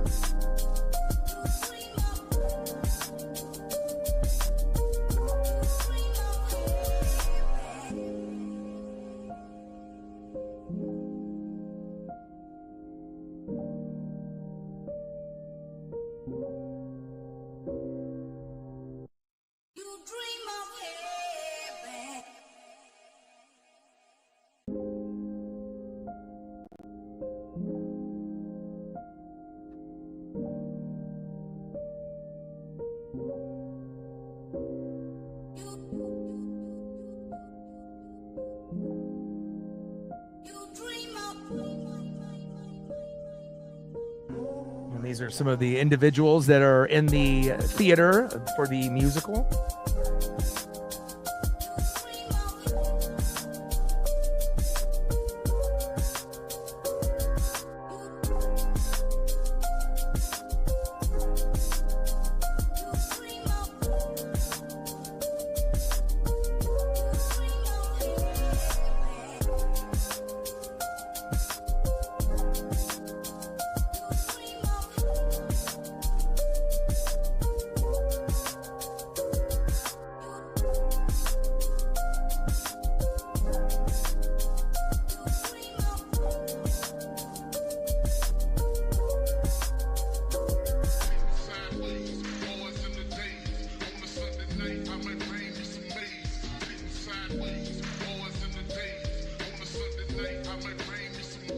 Yeah, I wonder how long it's going to be delayed for, if there's any updates by any of the broadcasts. If you guys are watching the game, either through TV or through the radio, let me know if you guys are hearing anything that may be discussed, in your local area, to see maybe potentially how long we're going to be in this delay.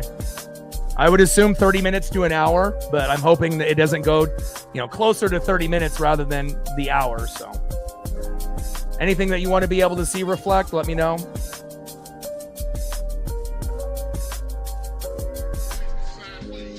I'll start off with a little Macklemore. Got a chance to watch a little bit of Ozzy and a little bit of the Black Sabbath, final performance there with all of the other bands coming through. And, there was a few, songs and whatnot where you could tell Ozzy is definitely getting up there in age. Father Time is undefeated, and some of the, vocals were a little rough. But again, you have to understand how old Ozzy is. But then there were other vocals on other sets that he did where I was like, wow, he sounds really good for his age. And, you're not going to get like a flawless performance from a guy that is that old and whatnot, that, pretty much is in a wheelchair now, where they made that into like a darkness, throne / wheelchair type of setup for him. But, very, very cool to be able to see him.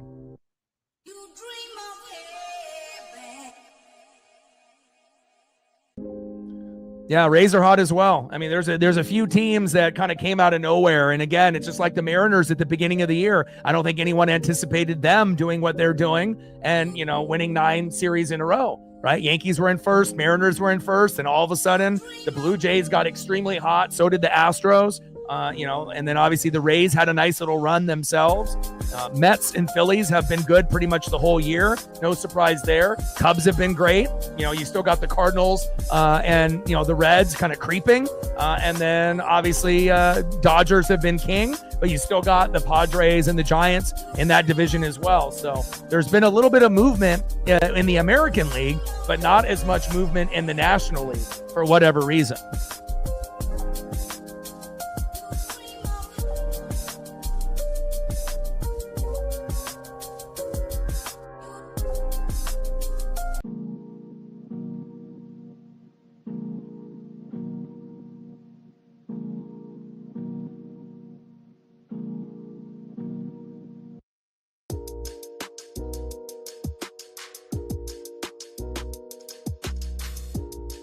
Yeah, I just wish I was able to see Ozzy in person, a few years back before COVID.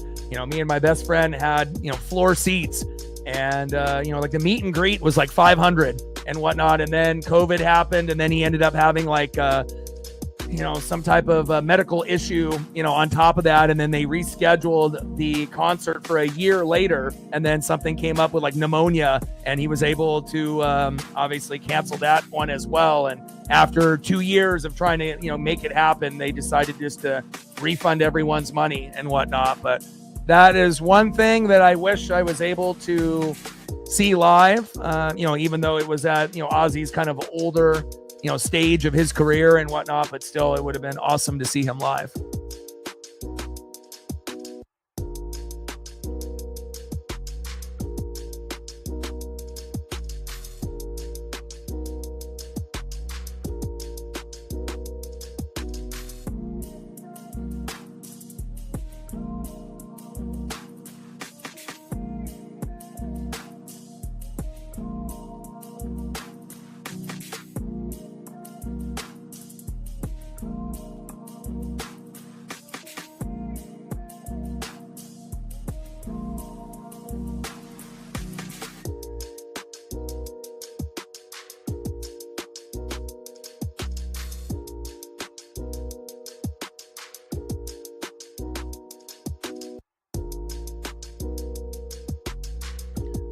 The Rays would beat the Tigers in a playoff series.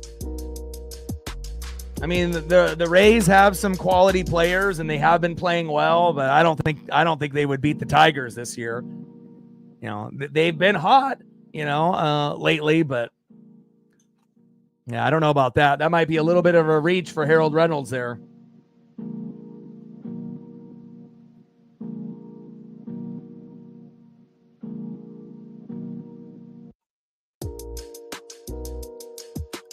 And it may be true that, they have multiple ways on how they can win, like run game speed, right? But also executing it, on the road, against a team like Detroit this year, could they execute the game plan? Maybe, but there's a chance where they have the pieces to do it, but just fall short. So.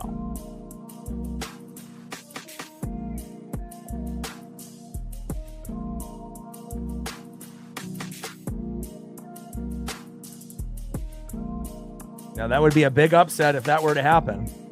That's for damn sure.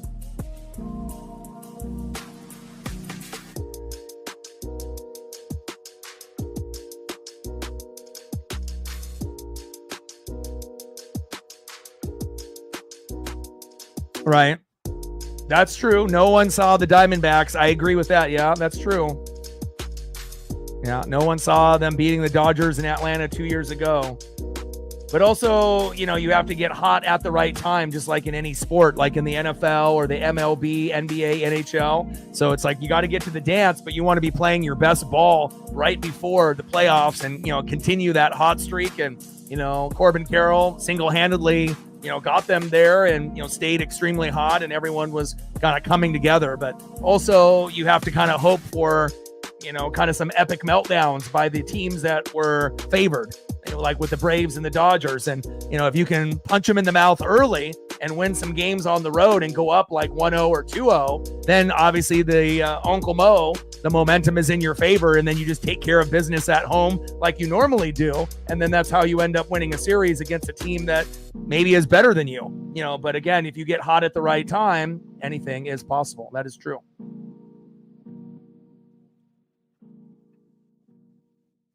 All right, we're at 50 likes, pretty much around the halfway point. We got 50 more to go, but we still need to be able to continue this matchup. And have you guys heard anything on any of the broadcasts through radio or the Mariners broadcast, the Yankees broadcast, or anything else on any potential amount of time that they're thinking it's going to be?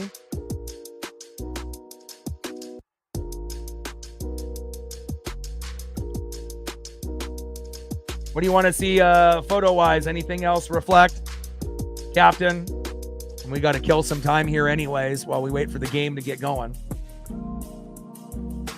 But we gained a couple subs even though we've had this rain delay, which is always good to see. We've been gaining about 5 to 15 every day, which is a great sign. 47 subs to 21,000. Shout out to all of the individuals that have been supporting the channel, whether it be short term and just recently, or if you've been a long time watcher. And we've been gaining about 100 regular viewers, almost every day. And now to start off the year, before the season started, we were at about maybe 1,000, regular viewers.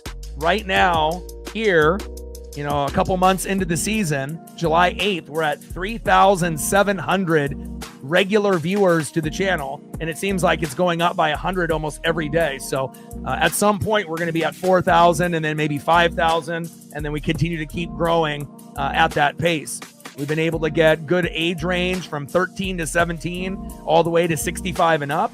The female viewership has gone up from 5% to 11%, which is great. It's peaked at 15, but it's at 11.2 right now. And then just to go over some of the locations where we're getting views and subs and likes and shares. United States is typically 70% or higher. Then you got Venezuela, 4.7%. Shout out to all the people in Venezuela watching. 3.2% in Mexico, 2.3% in the Dominican Republic, and then a bunch of others. You got Canada, Philippines, Japan, Colombia, Panama, Nicaragua, New Zealand, Australia, just to name a few. And there's many, many others that are watching as well. So shout out to all of those individuals watching all over the globe. And again, the better that the Mariners do, the better, obviously, the channel will do. And again, hopefully, injuries won't affect us on the second half of the season. And hopefully we get back to action on this game sooner than later. Hopefully it ends up being just a short rain delay. 45 minutes to 1 hour. Okay. Thanks for the update there on your end based on what they're saying. No worries. Anything that you guys want to see, Megan, Reflect, Captain, just fire away if there's anything that you want to be able to see, and I got you.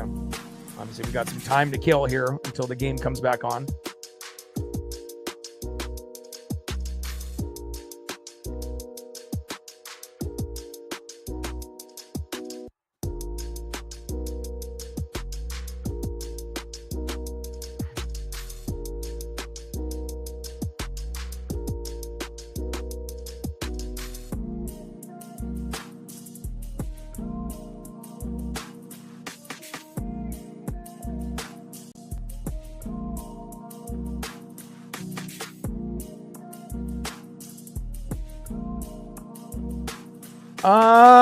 I feel like right now Werfs and Godwin are the two main guys, as well as Isian, that they're just battling, either some minor, stuff, and they may or may not be ready during the preseason and whatnot. But, if Godwin isn't available to start, at the beginning of the season based on his body and they're not wanting to push, we obviously got Emeka Egbuka, from the Buckeyes, so we're good there. You got McMillan, who already proved that he could step up when there was an injury to Godwin, and then we still got Mike Evans. So, if we end up, not having Godwin at the very start of the season and he ends up missing, a week, a two, even a month, I don't think it's really gonna, damage us.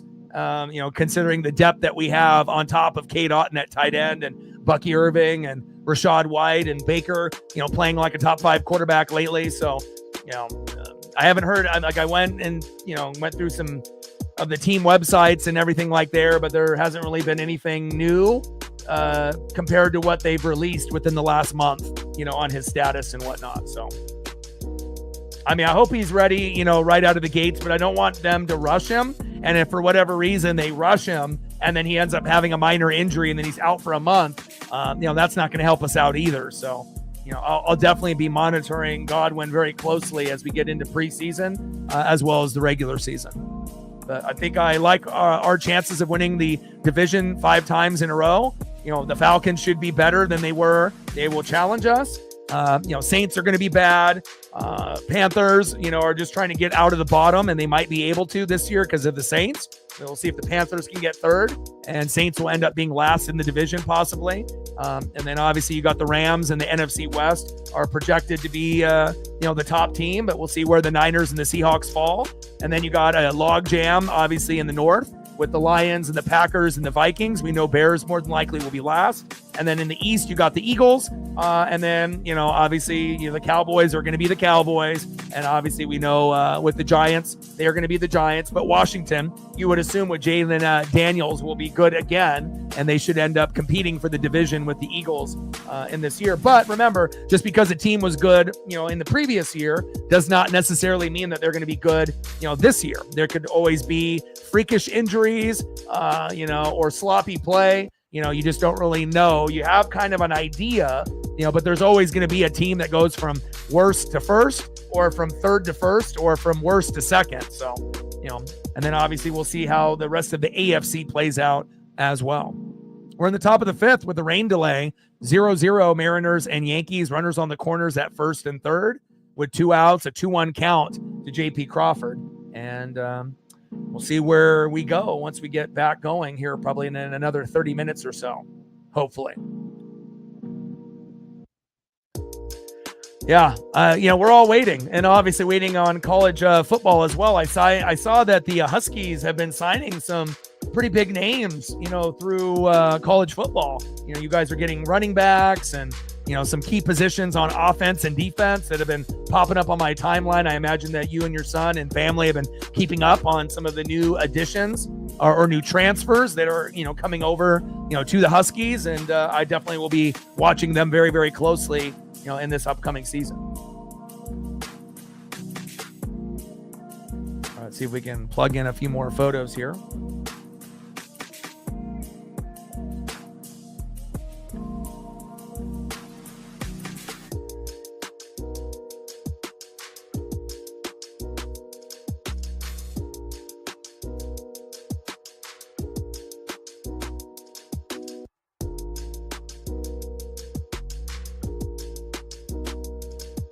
excited for the throwbacks for the Seahawks and the Buccaneers. They're both going to be wearing the whites, which we have not seen.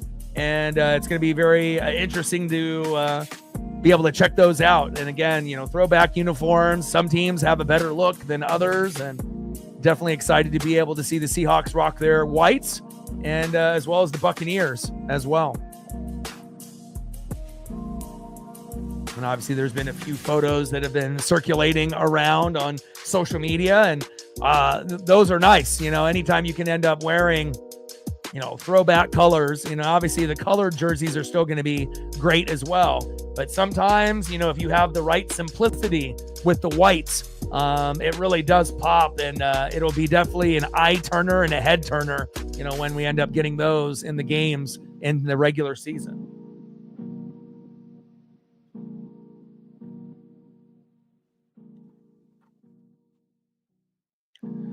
Yeah, I'm definitely excited for the quarterback as well.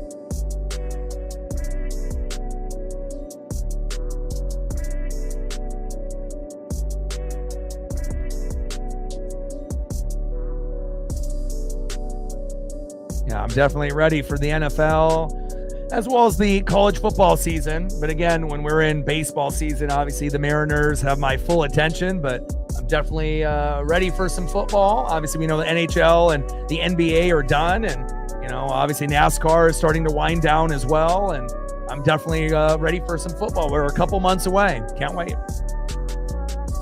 And then as soon as baseball starts to kind of wrap up, we're already in full swing in the NFL and college football. It's going to be a lot of fun the rest of the year here on the channel, that's for sure.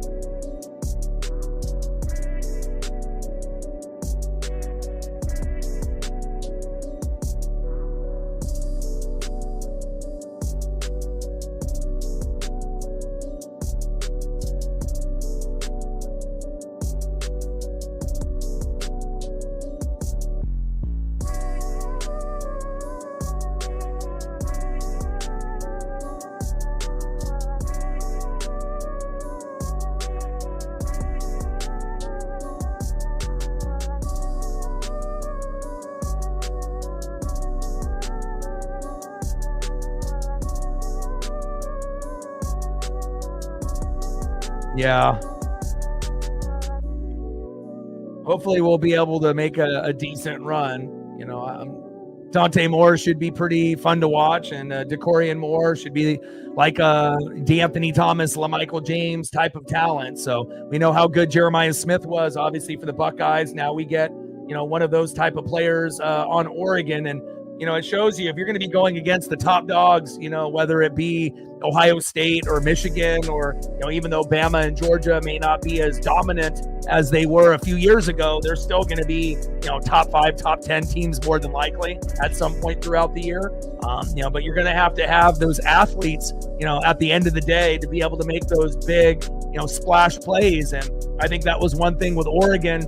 We had some good players, but we didn't really have any electric players like some of the other teams had. And obviously Chip Kelly, called a masterpiece and tore that defense apart early, and we weren't able to recover. And, Chip is now obviously with Pete with the Raiders, so we won't have to worry about that happening to us ever again by Chip. And, hopefully we'll end up making it to the Natty here in the next couple years. And, no guarantee that they win the first time that they go with Lanning, but hopefully we can get a little bit of magic, for some of these Pacific Northwest teams. Washington Huskies started it with Michael Penix Jr., and hopefully Dan Lanning will be able to follow in those kind of footsteps sooner than later. And obviously the Mariners, we're not in first place. We're 6.5 back to the Stros, but I think that this could be a special year for the Mariners. I think it's up for grabs. Obviously you got the Astros, you got the Mariners, you got the Tigers, and then you got the Yankees. You don't really know. The Blue Jays are hot right now, but will they be after the All-Star break? Who knows? But it'll be definitely interesting, and it definitely feels like it's kind of up for grabs in the American League, National League. It's Mets, Phillies, Cubs, Dodgers, Padres, Giants for the most part, and we'll see what team ends up being supreme over there as well.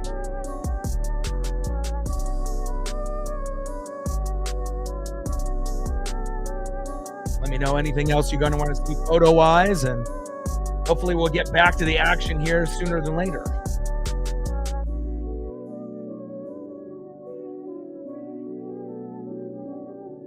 Also, if you're looking for something new to watch, Netflix, Quarterback, Season 2, Joe Burrow, Kirk Cousins back again, and Jared Goff.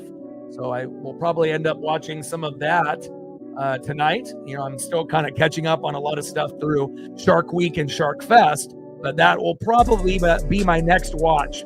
I have a lot of other shows that I'm already in and watching at the moment, but Quarterback, Season 2, Burrow, Cousins, Goff on Netflix. Tune in.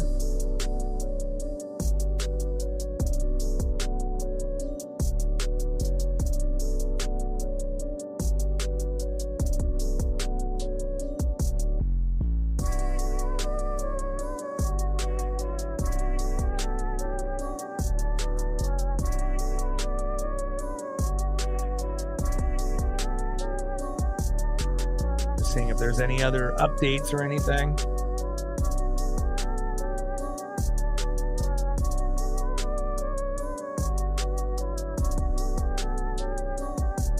Yeah, well, it's more competitive in the American League than in the National League. All the teams in the National League, for the most part, besides maybe the Cubs and the Giants, those teams, obviously started off strong and have stayed strong, but if there's any other information here.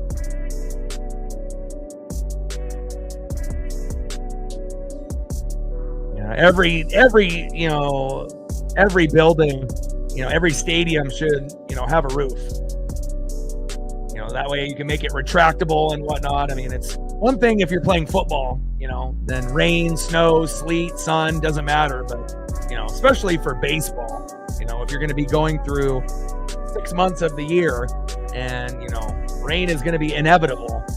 But again, some of these ballparks have been around for quite some time, and some have been newly renovated, but it kind of makes you scratch your head and wonder in certain locations like New York, or Chicago, again, it may throw off the aesthetic of the stadium itself, but again, at least that you'd be able to watch baseball 24/7. You won't have to worry about delays. But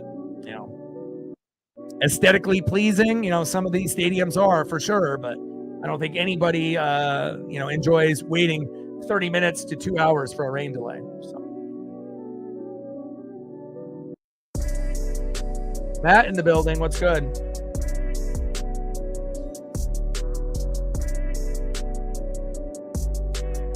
Like, sub, donate, comment, share. If you haven't smashed that like button yet, please do.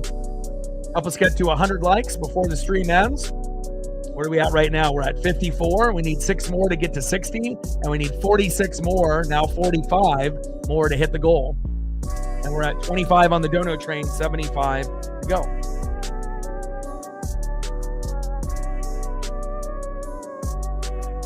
Trident's up, go M's.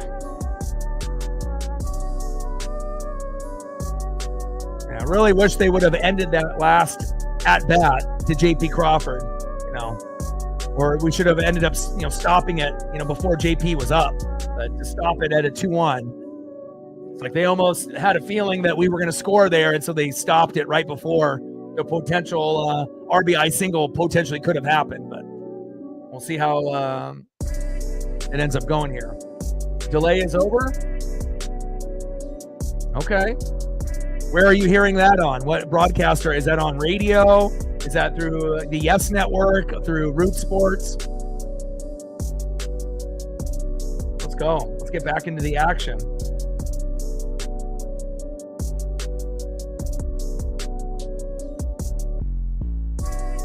The lightning flash scared him, I guess, huh? All right. Good to hear.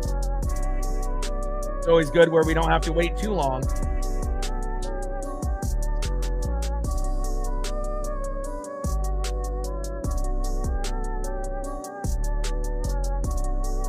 MLB Network. Okay, good. That sounds great. So we should be back to business here. And here we are. Players are on the field. Good shit. All right, here we go. And they're giving them a few minutes just to warm up here. That wasn't that bad. I mean, with the Mariners, normally when we're like in Chicago, we're fucking delayed for like 2 hours, sometimes 4 hours. That was not even that bad. That was what, 20 minutes, 30 minutes at most? So I'll take that. Maybe 25-minute delay. That didn't seem very long. And then we got still Will Warren out there, 5-4 record, ERA at 5.02. But just the timing of it. Either don't start the JP at bat or let him complete the at bat. How much more rain would have really affected, a couple more pitches. But obviously we know rain can come quickly and whatnot. But JP Crawford, sweeper, and grounds out to first. And the Yankees get exactly what they wanted, out number 3. Brutal. And we leave it stranded on runners at first and third. I really think that they should have, let JP end the at-bat, then, go from there. Not in the middle of the at-bat, because I think the same thing would have happened to the Yankees if they were batting as well. But, all right, well, that was the best chance that we had. But obviously after a 30-minute rain delay, you knew that more than likely JP wasn't going to get a hit there. And let's go to the bottom of the 5th inning, and we'll see who's up next here for the Yankees. Next up for the Yankees, 0-for-1 in the 5-hole, second baseman Jazz Chisholm, who's been fantastic for them, coming over from the Marlins last season. Batting second in the 6-hole, first baseman Paul Goldschmidt. And batting third, catcher in the 7-hole, Austin Wells. So Chisholm, Goldschmidt, and Wells all 0-for-1. Trident's up. Let's go M's.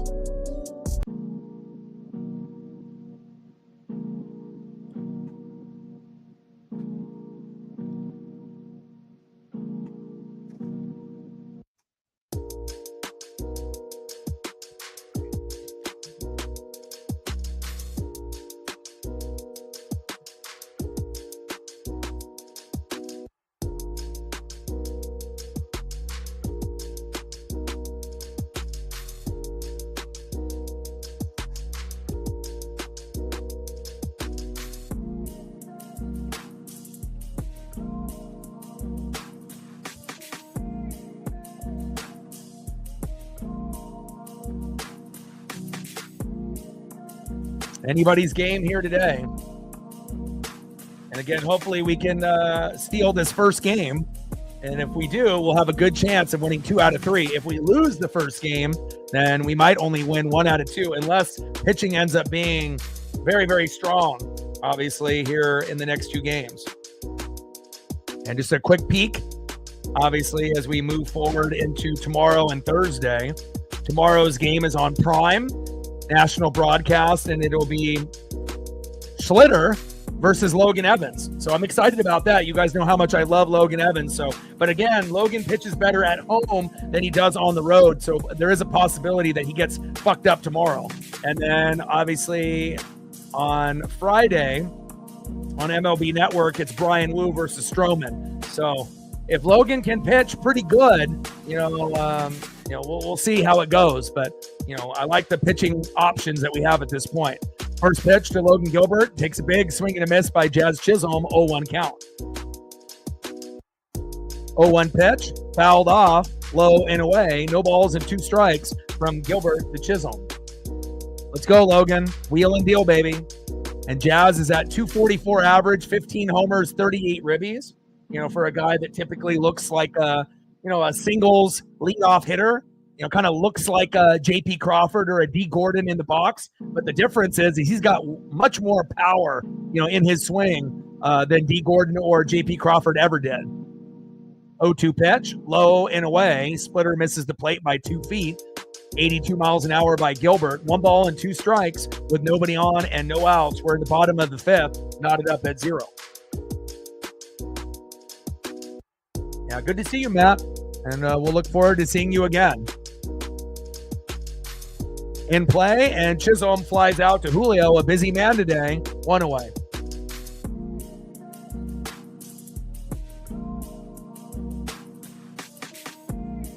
Next up, the former St. Louis Cardinal in the 6-hole, first baseman, 0-for-1, Paul Goldschmidt.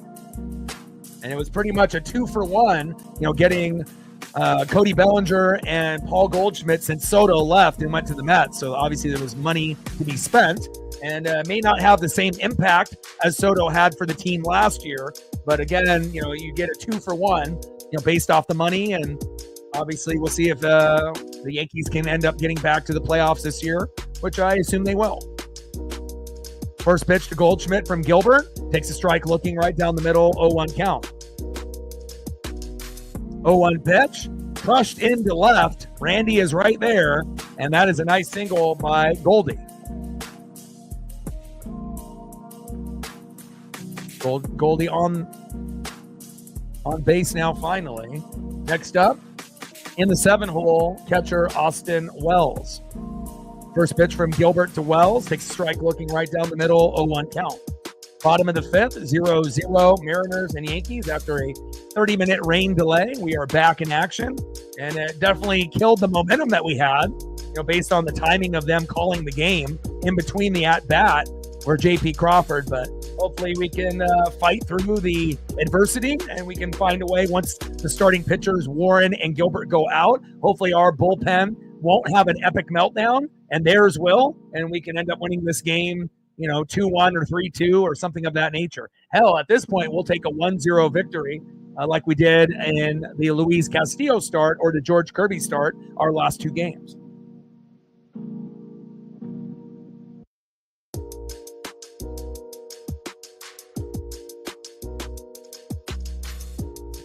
One pitch, high and away. Slider misses the corner, even though that would have been, in the ump's normal strikeout area. But again, he's not really giving us the calls. He's giving the Yankees more calls than us in this particular matchup. We've had at least 5 missed calls, at this point, and maybe a couple for the Yankees, but it's not even. It's definitely a little more favoritism for the home team so far. We'll see if it evens out by the time the game ends. Pitch is high and inside. Count now is 3 balls and 1 strike with a runner at first and 1 out. We need a slow dribbler right up the middle by Wells for the double play to JP. Throw to first to Raley, and we get out of this inning.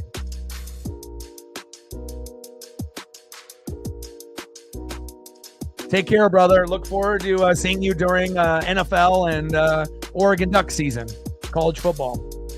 3-1 pitch, low and at the knees. And again, many of these pitches would be strikes based on this ump and how he called the game earlier. Almost every pitch right there that was just slightly outside of the zone. But for whatever reason, we don't get the calls, but the Yankees do so far. Now we got runners at first and second with 1 out. Next up is Anthony Volpe. And Volpe was a pretty highly touted prospect, but hasn't really had a very quality year. Ended up being on the news a couple days ago for hitting Aaron Judge in the face with a baseball when he wasn't looking. Insult to injury when you're not really having the greatest season. And hopefully Volpe's season will turn around after the All-Star break.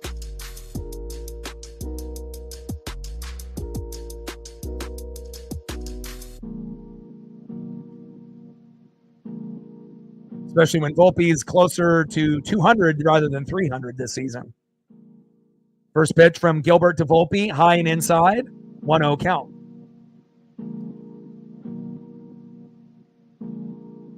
Come on, Logan, got to fight the adversity here. If they're not going to give us any of those pitches on the edges that they were giving, Will Warren.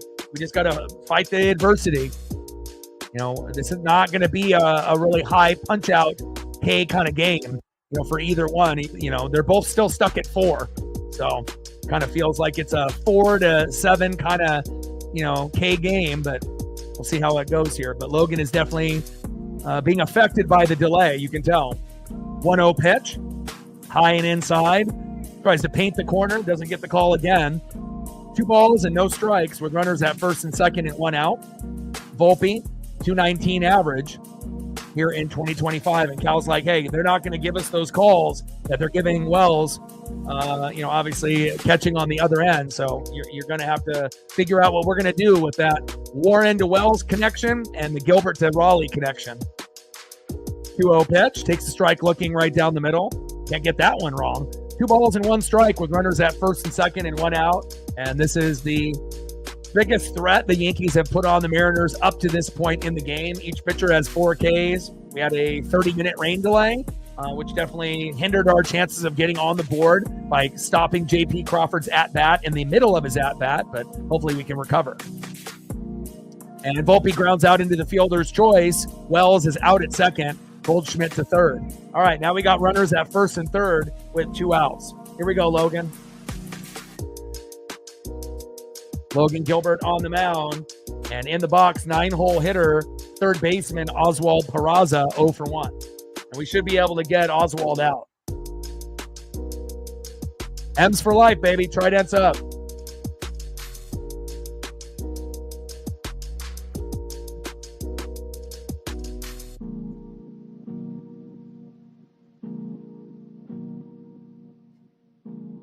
Bottom of the 5th, runners on the corners at first and third. First pitch in play, and Peraza reached on an infield single to second. Can't believe that. Goldschmidt scores. Volpe to second. 1-0 Yankees. Got to stop the bleeding now. We can't let them score anymore. 1 is enough. Can't let them score 2 or 3. Because if that happens, I don't know if we're going to come back unless they have a meltdown in their bullpen. But no way that Peraza should have gotten a hit. 153 average, 3 homers, 13 ribbies. Come on. But Gilbert's getting a little tired, you can tell, even though with that 30-minute rain delay. First pitch from Gilbert to Dominguez, fouled off.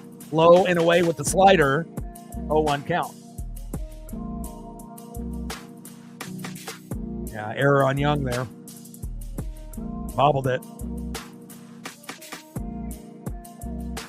And you're not going to see Cole do that often, or any of our players for that matter, but 0-1 pitch, low and at the knees. 1 ball and 1 strike from Gilbert to Dominguez.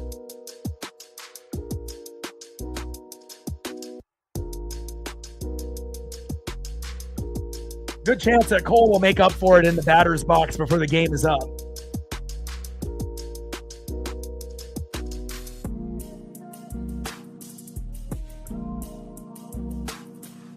One pitch, fouled off high and inside. Tries to jam the hitter and does. 1 ball and 2 strikes with runners at first and second and 2 outs. Gilbert on the mound, Dominguez in the box. Come on, Hams.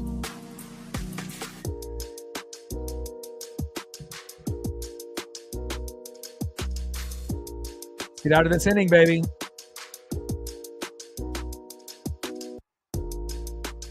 One-two pitch, fouled off with the splitter, low and away. 81 miles an hour by Logan Gilbert.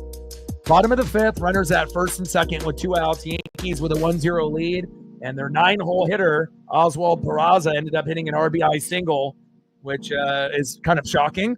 Not something that he does on a regular basis, but again, I think the rain delay definitely has affected some of the players here as far as momentum is concerned, and and maybe a little bit of fatigue as well. And sometimes you're going to see that with pitchers about inning before they typically go out. 5th inning is usually where most pitchers have a little bit of a meltdown. Not all the time, but sometimes. 1-2 pitch, fouled off high and inside. 1 ball and 2 strikes from Gilbert to Dominguez. And the first at bat to Dominguez went 10 pitches. So obviously Jason knows how to work a count, and hopefully can end up getting Jason to pop up or ground out or potentially strike out. Let's go, Logan. And that is strike 3 on Dominguez. There we go. Nice job by Logan Gilbert. The damage was done, but at least we get Dominguez out. Nice job, Logan. And that's the end of the 5th inning. 1-0 Yankees. Time for us to tie the game up here. And let's get back into our rhythm. Next up for the Mariners, 0 for 2 with a K. We need you. We need you to get on with a single or a double, Julio Rodriguez. Batting second, 0 for 2, catcher, big dumper, Cal Raleigh. Leading MLB with 35 home runs. Obviously, Judge and Ohtani behind him. We need something big from Cal at some point today. And batting third, 0 for 2 with a K, left fielder, Randy Arozarena. Come on, baby. No runs, 4 hits, no errors. Oh, they didn't give that error to Cole Young? Wow, interesting. Thought that was an error, but they didn't give him the error on that play. And then we have 1 run, 3 hits, and no errors for New York. Yeah, I figured they would issue Cole Young with that error, but they did not. So I'm not sure if that will be something that they adjust later on. So.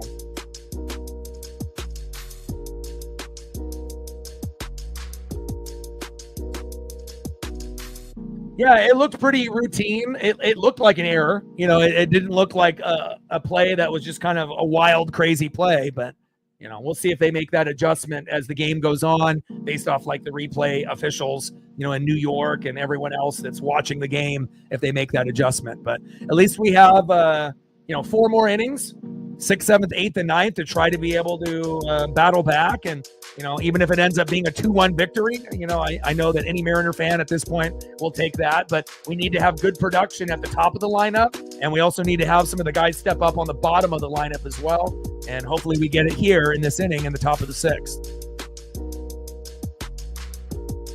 First pitch from Will Warren to Julio Rodriguez. Takes a strike looking with the sweeper on the line. 0-1 count. Come on, Julio. Singles, doubles, triples. Try this up. We'll take anything. As long as you don't get out, baby. Come on. 0-1 pitch. Takes another strike looking high, but in the zone. No balls and 2 strikes to Julio Rodriguez. Come on, J-Rod.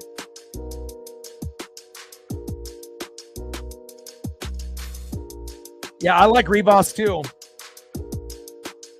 So sometimes, you know, we only have so many spots, you know, on the team and whatnot. You know, it'd be, you know, kind of nice to get rid of maybe one of the guys in the pen and, you know, bring up Rivas or whatever. But we got limited pieces there. As Julio grounds out to third, 1 away.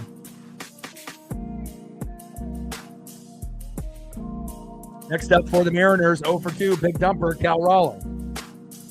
Come on, Cal. Single, double, homer. Let's go. We want home run number 36 to tie the game up. First pitch to Cal Raleigh, fouled off high and away. 0-1 count. Top of the 6th inning, 1-0 Yankees. Warren still on the mound, Raleigh in the box. We had a 30-minute rain delay that affected a little bit of the Uncle Mo and the momentum for Seattle. But again, we still have time to be able to come back in this matchup. And again, it's always going to be a fun matchup. It's one of the ones I always circle on the calendar and look forward to. I love being able to play teams that are as good as us or potentially better than us to bring out the best in us. Instead of playing down to the competition, I like playing up, you know, even if it is a challenge. 1-1 pitch, low and at the knees, 2 balls and 1 strike to big dumper Cal Raleigh. And in a game like this, you know, we may end up needing a bunt, you know, here or there. We haven't been able to see too many walks or too many guys getting plunked up to this point. But once the bullpen comes in, someone's going to have a meltdown. 2-1 pitch. High and away. Sweeper misses the plate by 3 feet. 3 balls and 1 strike to big dumper Cal Raleigh. Come on, Cal. With 1 swing, we can make this game tied up. Let's go, big dumper.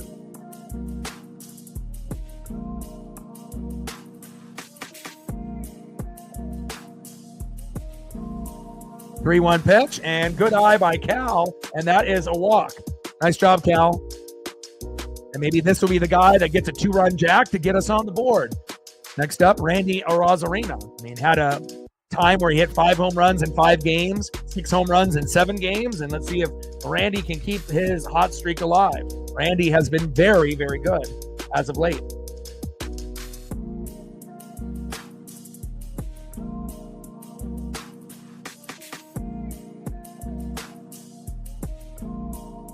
Randy Arozarena ranks 6th in the American League with an OPS over 1,000 since June 7th. So again, one of the best players in MLB in the last month. And again, it's nice to be able to see players like Randy, where sometimes we question his hustle in defense and left field, even though he made that diving grab on July 4th, which really set the tone for the game. It seems like sometimes there's a little bit more effort out of Randy lately, and I like seeing that. And I don't know if that's because he's hitting the home runs, so he's feeling like he has to do more defensively, but whatever it is, I like what I'm seeing out of Randy Arozarena. 248 average, 14 home runs, 42 ribbies, 0 for 2 with a strikeout and a lineout. And hopefully we get something here out of Randy. First pitch from Warren to Arozarena, fouls off right down the middle with the sweeper by Warren. 80 miles an hour, 0-1 count. Come on, Randy.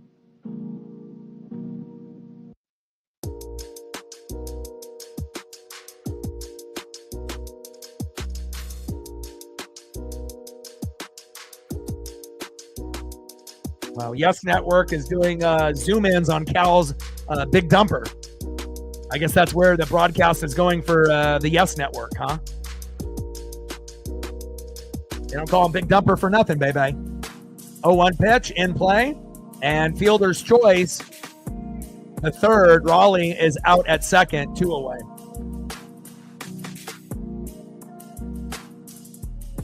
Next up for the Mariners in the 5-hole, DHing, it's Polo, Jorge Polanco. Come on, Polo. Solo dinger to get us tied up. Let's go. But it wouldn't get us tied up. It would get us the lead. We got a runner at first. Come on, baby.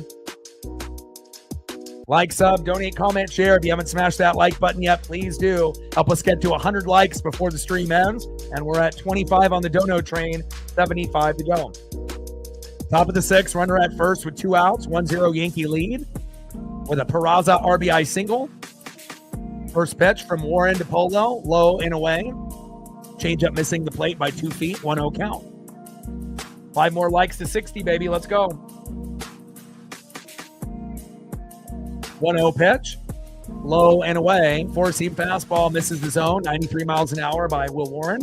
2 balls and no strikes with a runner at first and 2 outs. And the Mariners are one of the best teams in MLB this year with 2 outs. And we are also one of the best teams in the 7th, 8th, and 9th innings. So even though we're at 0 now, it doesn't mean that we're going to end at 0.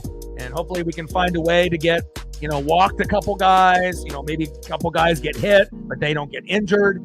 Maybe we bunt a couple times. We have to be able to, find creative ways to be able to get guys on.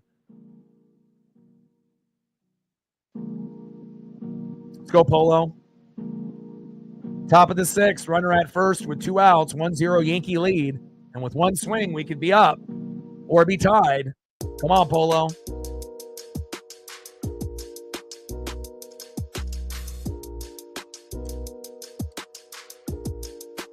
One pitch, low and at the knees. 3 balls and 1 strike with a runner at first and 2 outs. Yankees up 1-0. And it's definitely a game that is in our reach, even though we had all of our momentum stolen away after that rain delay.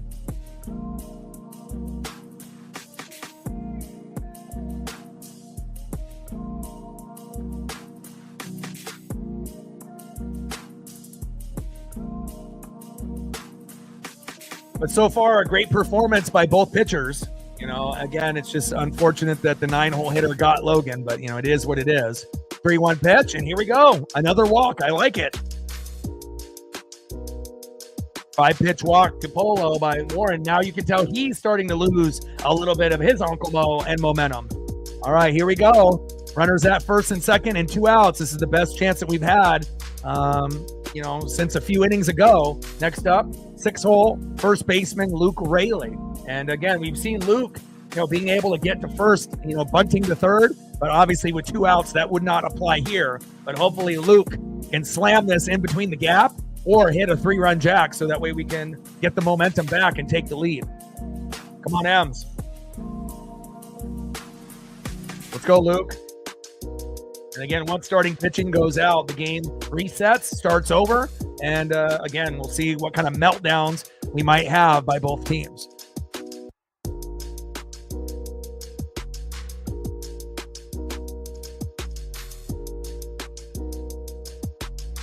Let's go, Ems.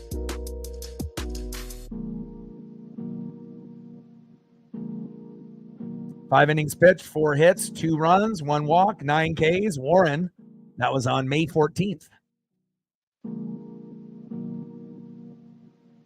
4 Ks for Warren here today.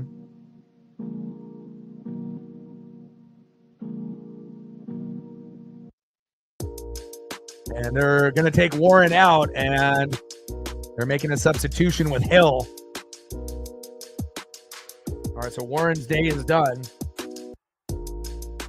All right, let's look at Warren's final line as we're getting a new pitcher here.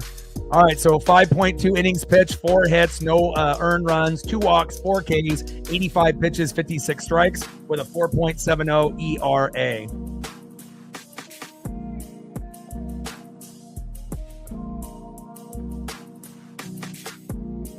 And we are just waiting here for Luke Raley, hopefully to tie this game up or to take the lead.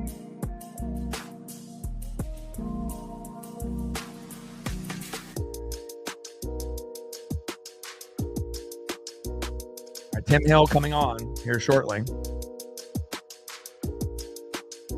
they're going to substitute Donovan Solano so we can get some righties in there.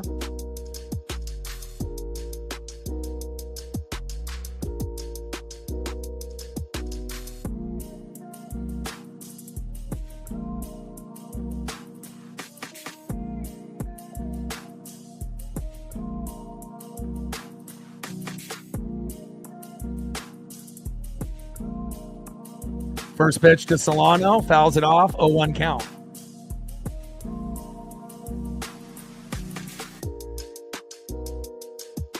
Let's go, Don. 0-1 pitch, high and inside.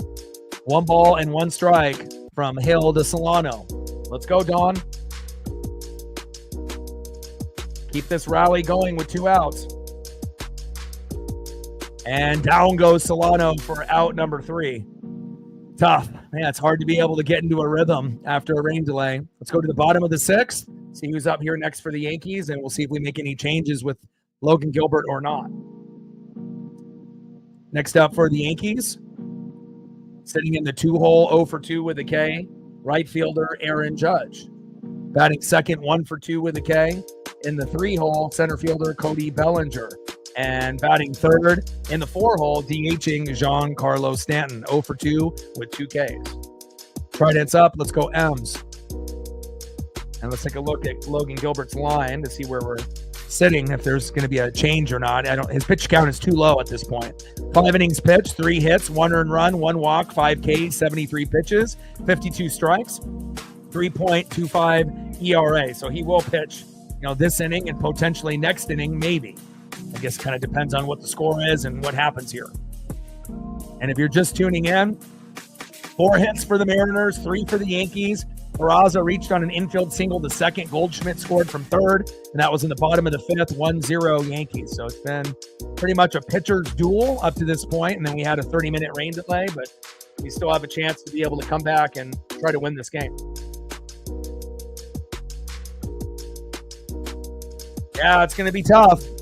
Tigers are the best team in the American League. Right now, Blue Jays are super hot as well. And, Yankees and Mariners were very good at the beginning of the year, but, have been, trying to get back to, first place. Astros have been hot. Blue Jays hot. Tigers have been incredibly good this year. And again, we're going to be shooting for 2 out of 3 in this series and 2 out of 3 against the Tigers. But realistically, we might only win 1 out of 3 in both series. Hopefully we don't get swept. That would be worst case scenario, especially going into the All-Star break. All right, bottom of the 6th. Next up is Aaron Judge. Yeah, definitely looking forward to that Tiger series as well. So we'll be streaming 8 days in a row. 3 days for the Yankees, 3 days for the Tigers, Home Run Derby on Monday, MLB All-Star Game on Tuesday. So I'm looking forward to that.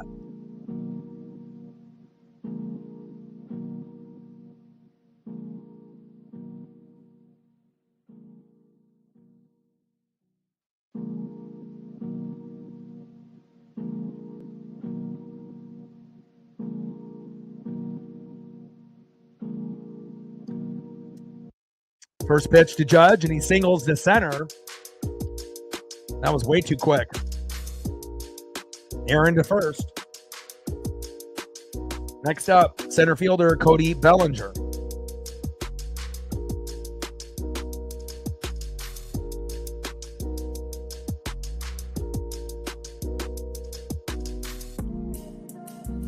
Yeah, last 3 games, it's been tough. I mean, we won 1-0 with Castillo, 1-0 with Kirby, and now we're down 1-0. You just got to hope that, one of these pitchers for the Yankees has a meltdown so that way we can catch up and possibly tie it up or take the lead.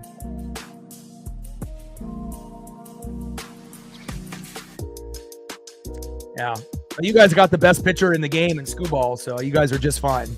And he's been the best pitcher in baseball since last year. Obviously there was a lot of talk of Skubal, Skeens, and Sale, but Skubal is, leaps and bounds better than anyone else, in my opinion. There's a lot of guys that are good. Some guys have a great ERA, but terrible win-loss record like Skeens because he doesn't get any run support. And obviously if Skeens was on the Tigers, he would have the same kind of impact as Skubal because he actually gets run support, on that team. So, but definitely a very dominant pitcher that you guys got over there as well.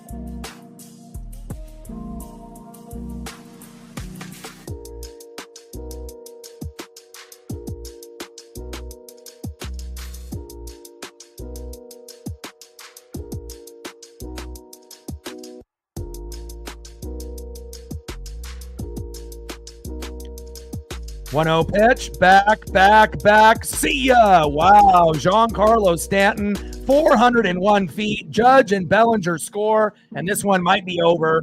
4-0 Yankees, man. Just like that. And again, Giancarlo has been injured for a good chunk of the year. And again, when he gets into the game, if you throw it in the sweet spot, there's always a chance for some damage. And just like that, the game is essentially over. Brutal. Next up is Jazz Chisholm. First pitch, high and away, 1-0 count.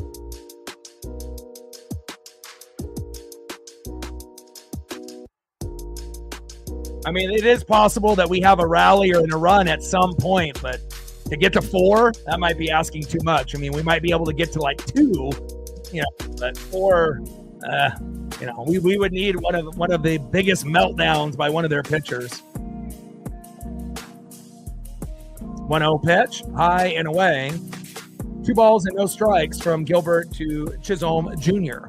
And the Yankees won 2 out of 3 in Seattle. And again, it's always going to be a tough challenge playing New York. They're in the Bronx. And hopefully we play better, obviously, with Logan Evans tomorrow and then Wu on that final matchup on Thursday. Yeah, but you could say that for any team, though, Pickle.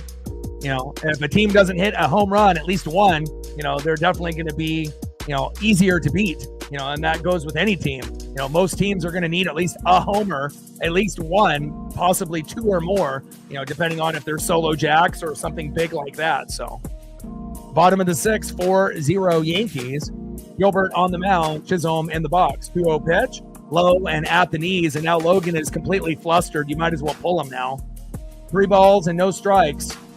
Because if you keep Logan in, what's the score going to be by the time we get out of this inning? 7-0? Sarah in the building. What's good? Appreciate you. Stacks on stacks. Racks on racks. With a little Cactus Jack. Bang, bang. $5 holla. Let me know what Cardinal player you want. Appreciate you.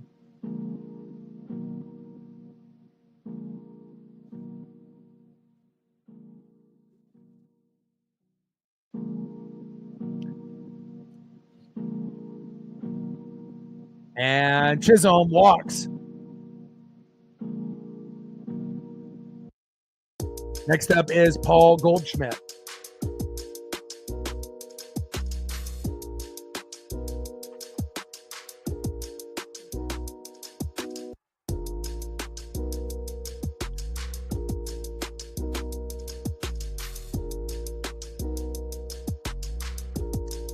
Bottom of the sixth, runner at first with no outs, 4-0 Yankees. Goldschmidt in the box, Gilbert still out there on the mound. First pitch, high and away, 1-0 count. Odin in the building, what's good?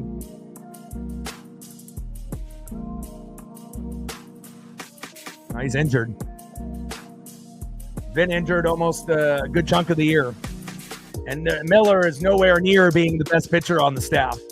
If you watch the Mariners on a regular basis, you would know that. But if you don't watch them on a regular basis, then you can still like Bryce Miller, but there's no way in hell he's the best pitcher. If anything, he's one of the worst on the staff. I mean, he might be better than Emerson, Hancock, and Castillo, but that's it. He ain't better than anybody else. He's definitely like the fourth or fifth guy in the rotation. Gilbert is better. Wu is better, Kirby is better, and hell, I'll take Logan Evans over Miller as well. 1-0 pitch, and Chisholm got caught stealing at second. Nice throw there by Cal. And I know that because that's why if you say a comment like that you got to be corrected. I mean, he's still a fun pitcher when he's healthy, but he's been injured this year. But even when he was healthy, he's not even on the same level as Gilbert or Kirby. Gilbert normally is a top 10 pitcher when he's healthy. Kirby, when he's healthy, he's a top 20. And then obviously with Wu this year, he looks like a top 10, top 15 pitcher, this season. So Miller has never been to an all-star game, and the other three have. So, we hope that Miller ends up coming back healthy, but, we'll wait and see. 1-2 pitch, high and inside. 2 balls and 2 strikes from Gilbert to Goldschmidt.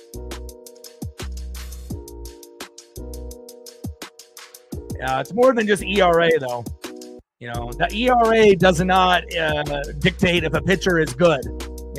Obviously it determines on how many earned runs they're giving up per game, but like if you look at Skeens, it being like 4-7 or 4-8, but his ERA is like 1.98. It's not really the same impact of someone that actually gets run support. In play on the 2-2 pitch, and Goldschmidt doubles to right. I guess they're just going to stick with Logan Gilbert, and at this point, it might end up being 5-0 or 6-0 before he exits. Next up is Austin Wells. 0 for 1 with a base on ball.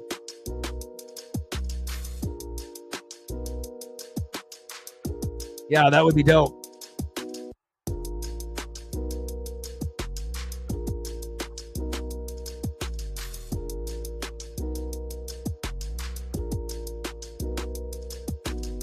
I'm going to send you a photo, Odin.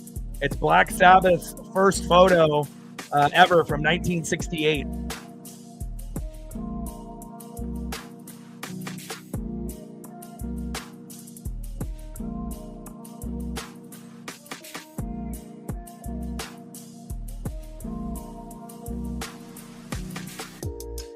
Julio trying to hustle to make that play, but couldn't get there in time. Bottom of the sixth with a runner at second and 1 out, 4-0 Yankees. And I know we're going to play better tomorrow, but we'll really play good, obviously, with Wu on the mound. I know we'll do good there, but Logan Evans usually is better at home than he is on the road, and it is very possible that Logan Evans will give up 3 to 4 runs tomorrow, but we just have to hope that our bats come alive and we can actually get some good production. All right, finally, they decide to pull Logan Gilbert. And again, if we didn't have the rain delay, maybe the score isn't 4-0, and maybe we have a 1-0 lead and the momentum would have been in a different time frame. But you got to give the Yankees credit. Again, they took advantage of the rain delay, stole the momentum back. Gilbert and, obviously, the pitching staff on both sides, were a little shaken up. Will Warren as well. And again, anytime you end up having a rain delay, definitely will affect the outcome more times than not. And who are we going to bring in now? Obviously, we're not going to be bringing in one of our main guys because we're going to save that for Logan Evans and Brian Wu. on Wednesday and Thursday. So it looks like Legomina is coming in. So no Brash or no Bazzardo more than likely today. Oh, I did. It was a blast. First pitch, Legomina, back, see ya. And just like that, Legomina comes in and gives up a 2-run jack to Goldschmidt, the former Cardinal. Sarah's familiar. 6-0 Yankees. Man, it's just crazy how a game can be so close, and then all of a sudden your pitcher or your bullpen guy comes in and has a fucking meltdown. And just like that, I mean, the game was already over when Giancarlo hit the homer, but now it's like really, really over with Goldschmidt there. And now you're down 6-0, and they didn't want to waste a good bullpen guy in this game, and they paid the price. First pitch, Goldschmidt 2-run homer, see ya.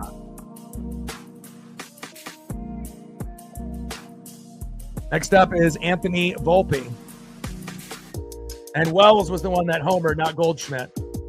Wells homered, Goldschmidt was on base, obviously with the base knock, and then Wells homered. And then now we're at Anthony Volpe. Golly. That happened way too quickly. 0-1 pitch, in play, and Volpe flied out to right, 2 away.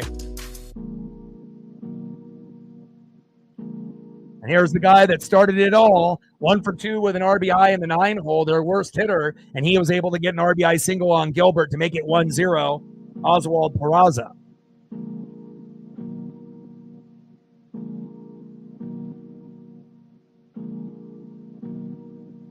First pitch to Peraza, takes a strike looking, 0-1 count.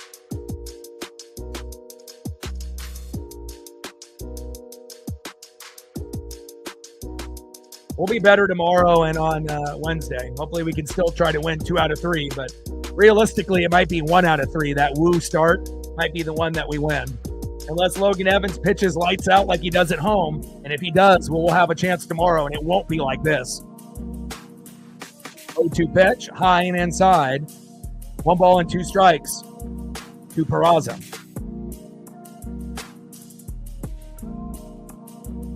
Yeah, you would think Peraza would be an automatic out, but again, he was the one that got the RBI single to get the game started. So he might get out here, which he does, as he strikes out swinging. But he got the RBI when they needed it most and made it 1-0. And then now he's out. End of the 6th, 6-0 Yankees. Let's do a quick recap because that happened way too quick. So in the bottom of the 5th, Peraza reached on an infield single. He's a 9-hole hitter, definitely the worst player on the team, but it doesn't matter today. 1-0 on Logan Gilbert. Yankees up. Then here in this bottom of the 6th inning, Stanton homered to right center, 401 feet. Judge and Bellinger were on board, 4-0 Yankees. And then Wells homered to right center after we brought in Legomina on the first pitch. Goldschmidt was on board, 6-0 New York. Shows you, like, you know, home runs are very critical, not only in this series but any series. So.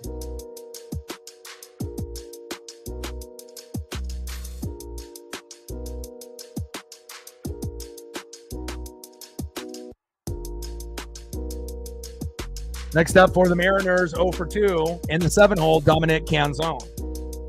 Batting second, 1 for 2, Big Ben Williamson. And batting third, 1 for 2, second baseman Cole Young.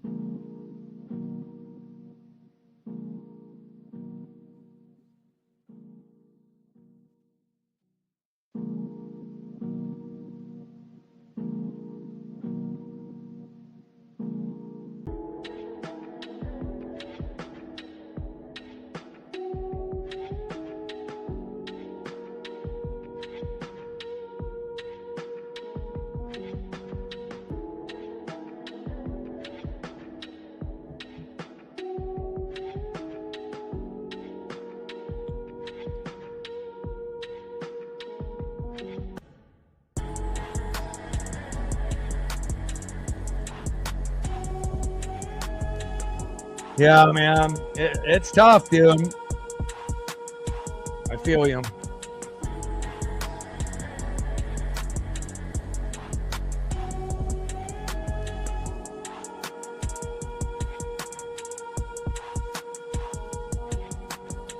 All right, next up for the Mariners here, top of the 7th, Dylan Moore. And again, got a chance to be able to see him, you know, get off the schneid and homer on the 4th of July. but I don't know if I would expect anything at this particular at-bat from Demo. Like, sub, donate, comment, share. If you haven't smashed that like button yet, please do. Help us get to 100 likes before the stream ends. And we're at, 25? 30. We're at 30 on the dono train, 70 to go. Shout out to Megan, Reflect, and Sarah for holding it down, as well as All Day and Captain holding down mod duties. Appreciate the two of you. 1-0 pitch. Fouls went off in the zone. 1 ball and 1 strike to Dylan Moore. And hell, I would have been happy on the 4th of July for Dylan Moore to get a fucking single. And for him to hit a homer was incredible. As well as Randy hitting 1 and Cal hitting 2. Definitely the best game that I've been to in person, out of like the 10 games that I've been to. Definitely the most memorable. 2-1 pitch, fouled off, high and inside. 2 balls and 2 strikes from Hill to Demo. 6 runs and 8 hits for the Yankees.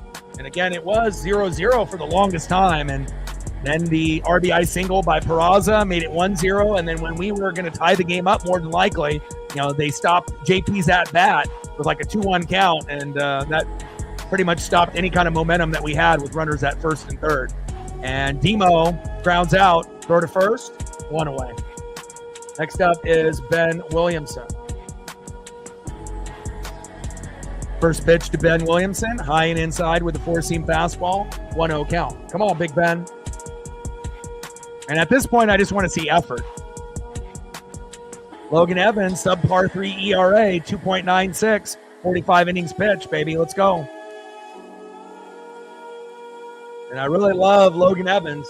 I mean, he has the it factor like Brian Wu did a couple years ago. I trust Logan Evans more than Castillo, Miller, or Hancock at this point. But again, if you've been paying attention to Evans' starts, his 2 losses that he had were on the road, and he got kind of beat up, kind of like Logan did here today on the road. So I don't know if we're going to get a lights-out performance like we've seen him at home, but hopefully he gives up 3 runs or less, and hopefully the hitters can actually come aboard. Williamson grounds out to third on a 2-0 pitch. Throw to first, 2 away.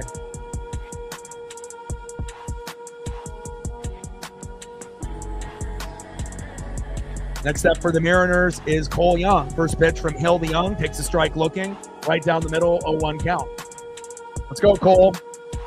And hopefully we can get to at least 2 before the game ends. And I know for a lot of people, they probably think, oh, it doesn't matter, you lost already, but you want to be able to see some type of effort from the players. So that way tomorrow's game, we'll have a little bit of momentum, going in rather than just losing fucking 6-0, 8-0, or 10-0, whatever the hell the score is going to be by the time the game is over. 0-1 pitch, takes another strike looking in the zone. 2 balls and 2 strikes from Hill to Young. Take it easy, Pickle. 0-2 pitch, outside. 1 ball and 2 strikes. 1-2 pitch, and that is out number 3. Man, we're getting beat up here today. Yeah, seriously, I would have been cool with just a single, and it's kind of funny that I even called it. I was like, we're going to get off the schneid with Demo here, and, the guy in front of me, he's like, man, you called that. But, again, at that point, you had to assume at some point he's going to do something, but it was nice to be able to see some homers in that game for sure. But I think the thing that I'm most excited about in that particular game is that, me and my buddy were lucky enough to find big dumper jerseys in our size, which is not an easy thing to do at the stadium. And you can't even find them at the team store, or through eBay or anything. There's a lot of like fakes, that are on eBay and whatnot. There's an authentic Cal Raleigh that's $480, for the City Connect and whatnot. But, I don't think that there's going to be too many people dropping $480 for a Cal Sewn jersey and whatnot. I mean, maybe there's someone that has enough money to spend to do that, but I'm just happy that me and my buddy were able to do that, and, had great memories being made. Step in the building. What's good, brother? I've been thinking about you quite a bit, man. I'm always praying for you. Things are tough, and good to see you pop into the room and say hello, my guy. 6-0 Yankees, and hopefully we can find a way to get caught up here.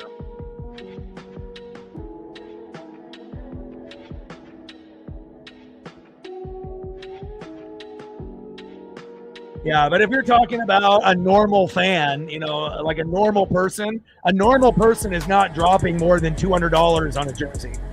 Most people are going to be looking for screen prints, or partially sewn. Only the most hardcore collectors, are going to be spending $400 or $500 on a jersey, and let alone you have to have the money, to be able to buy it. And with the economy the way that it is, in 2025, there are some rich people out there, but there's not too many people that would be spending that kind of money, at least nowadays. Yeah, you and myself and a few others. I don't think you're a normal fan. I think you're a fanatic. Normal fan, you wouldn't be buying anything Mitchell and Ness, and anything high end. So, you're not normal, and that's a good thing. You are a fanatic, and if you have the extra money and you can afford it, you will go for the quality and go above and beyond. And but I was just kind of surprised, that they don't have any options on the Seattle Mariner team store for the City Connect at all. It's only when you go to the stadium itself. And again, there was a lot of smalls and mediums and mediums and larges, but they didn't have anything above large until we went to the secondary store in the stadium, and we just got incredibly lucky. Out of the rack of like 4 Cal Raleigh jerseys in the smaller store, 2 of them ended up being extra large, and we ended up lucking out, which is great. So, all right, let's go to the bottom of the 7th. Hey, easy peasy lemon squeezy. We're only down 6. We only need 7 to win, so we'll see where it goes. Like, even with me, like my most expensive jerseys, like my Russell Athletic sleeveless Ken Griffey Jr. jersey, and I ended up buying that used, and that's the only used jersey I've ever bought off someone that was a super collector. And I bought that with the matching turtleneck for $350, 5-10 years ago.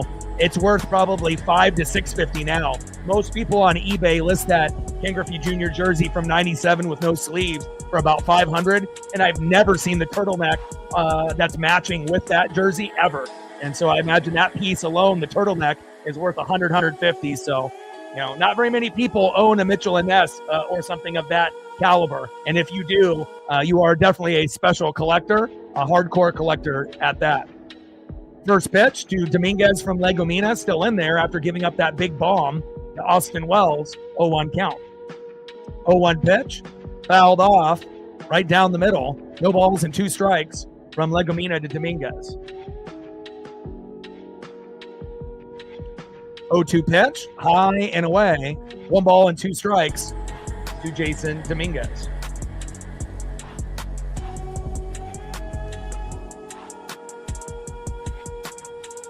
Oh, yeah, we don't want Acuna. You can keep him. That would never happen. I honestly, I would rather have Eugenio Suarez. If we could grab a player, that would be more of a need that we would need to fill. We need third base, first base, right field, and we need some relief pitchers. But there's no scenario with a cheap team like the Mariners of getting Ronald. There would be 0% chance, and every Brave fan would lose their goddamn mind if they ended up losing Ronald. I mean, there's only so many pieces on the team that you can lose, where you would be able to recover, and you don't want to trade your franchise guy. Pitch fouled off. And big swing and a miss. Down goes Dominguez, 1 away.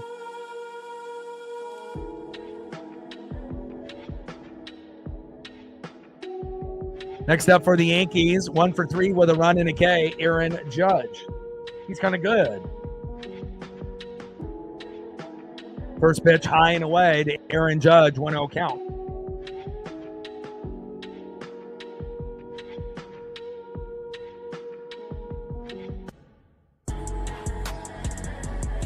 One-0 pitch, low and away. 2 balls and no strikes from Legomena to Aaron Judge.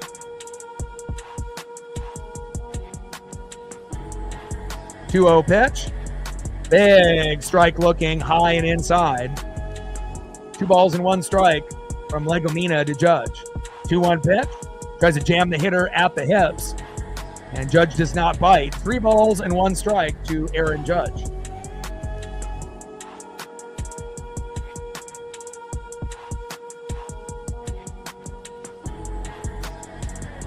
I'm looking forward to battling with you, Shep, with the Falcons and the Bucks. You know, at some point the Falcons are gonna, end up winning the division, but it may not be this year. And Legomina back, and there goes Aaron Judge. He homers to right, 345 feet, 7-0 Yankees. Unbelievable. But I can't believe it, because again, when you've got a guy in there that you don't really trust, which is like a lot of the guys in the pen, then stuff like that happens. You knew it probably wasn't going to happen with Logan Gilbert, but it ended up happening there with Legomina. Rough.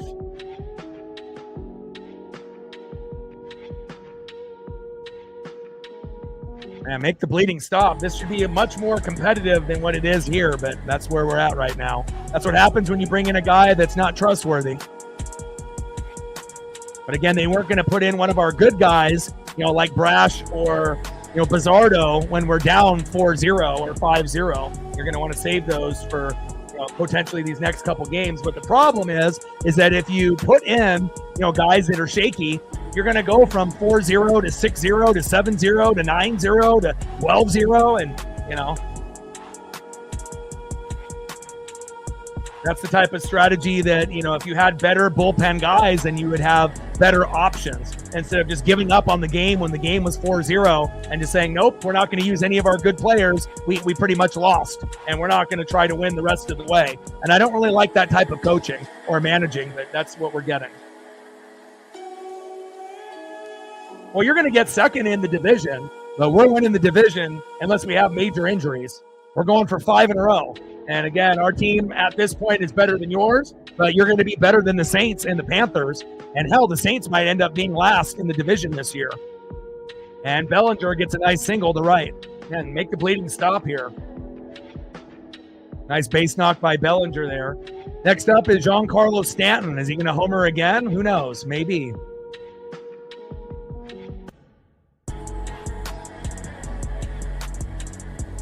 Yeah, Penix will be fun. Defense, obviously, will be fun. You got a lot of skill position players, with Bajan and Drake London and Kyle Pitts. So, again, the Saints may end up being the worst team, which is going to be interesting, too, because that fan base obviously supports me through and through. But I don't think they thought that after the Tom Brady era that it was going to be this bad. I kept telling them, hey, Drew Brees does not grow on trees. And, again, it's been a pretty rough stretch, for the Saints fans. And again, I wouldn't surprise me if the Panthers end up getting third, Saints end up getting last, in the division this year. But definitely looking forward to the new battle between the Falcons and the Bucks for the next 5 to 10 years. It's going to be a lot of fun.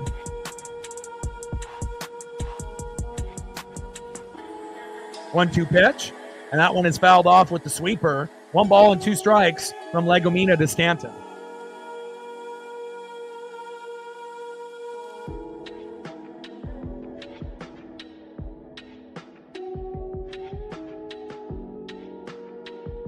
Yeah, and we'll see how Georgia does, for your Bulldogs there, and we'll see how Oregon does as well. It should be interesting. You would assume that Georgia and Oregon and Ohio State will be top 10 teams pretty much the whole year, and maybe even in the top 5 for a good majority of the year. So, the only game that Oregon looks like that they might lose would be at Penn State until we go to like the playoffs or whatnot. But hopefully they change the way that the playoffs kind of work out, instead of having teams that have a good records and then they have like a month off, and that was a big reason why Ohio State was able to keep staying hot, because they continue to keep playing. You shouldn't have to rewarding a team with a great record by having a month off is not rewarding them, it's hurting them. So hopefully that'll be changed up in the future. In play, and Giancarlo Stanton singles to center, Bellinger to second, and Bellinger goes to third off a fielding error. Now you got runners at first and third for Jazz Chisholm. Man, this is getting ugly. Next up, 0 for 2 with a walk, runners at first and third with 1 out, 7-0 lead by the Yankees. Jazz Chisholm.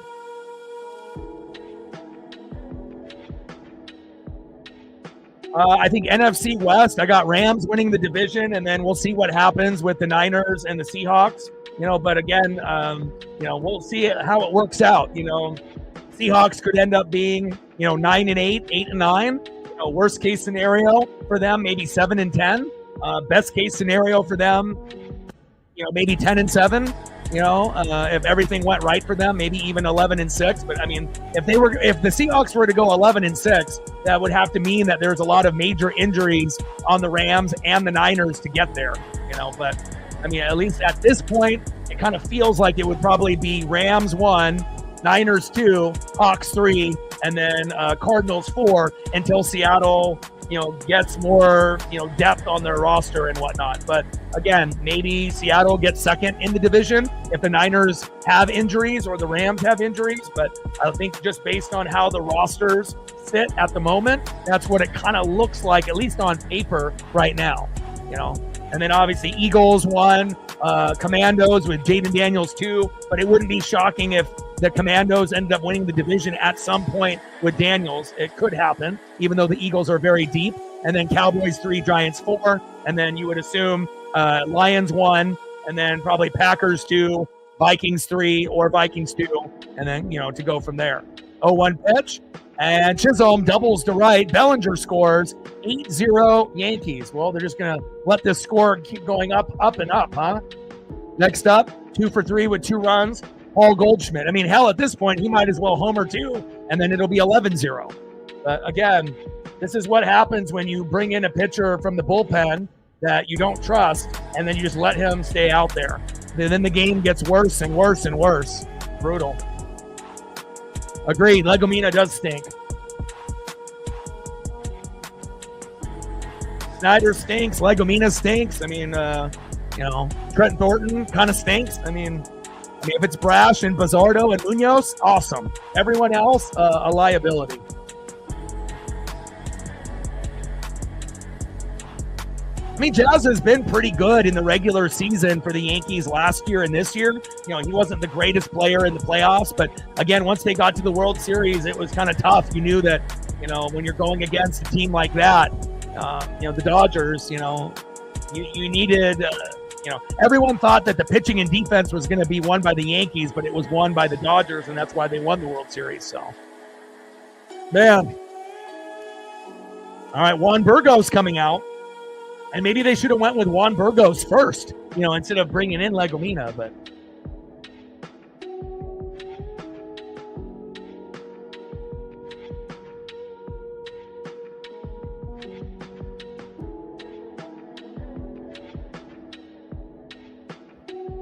Oh.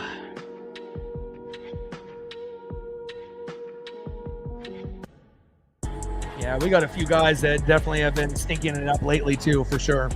Bottom of the 7th, runners at 2nd and 3rd and 1 out, 8-0 Yankees. And that's one thing about Dan Wilson that reminds me of Scott Service, and that's not a good thing, is that when he brings in a guy, he just lets them do whatever.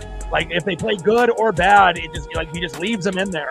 And I know there's a certain amount of time that has to pass, before maybe you make the adjustment, but he has no awareness on when, and I get it. You don't want to use any of your good guys because by the time the score was 4-0, you knew that the game was over, right?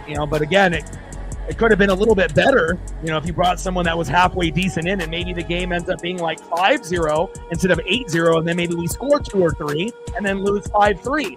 But if you end up having a shitty guy in the pen, then the game is just going to get so out of hand that there is 0% chance of coming back. I mean, if we were down 4-0, at least it would have been a 5% chance, and then obviously that got eliminated real quick with Legomina coming in. And now we got Burgos in, a newbie that just came up a couple weeks ago. 1-0 pitch, low and at the knees. 2 balls and no strikes with runners at 2nd and 3rd and 1 out. Burgos on the mound, Goldschmidt in the box. Like, sub, donate, comment, share. If you haven't smashed that like button yet, please do. Help us get to 100 likes before the stream is up. And we're trying to get to 100 on the Dono train. And just like that, 2-0 count. Goldschmidt, he said, hey, let me get a single. Stanton scores. Chisholm scores. 10-0 Yankees. Oh, my.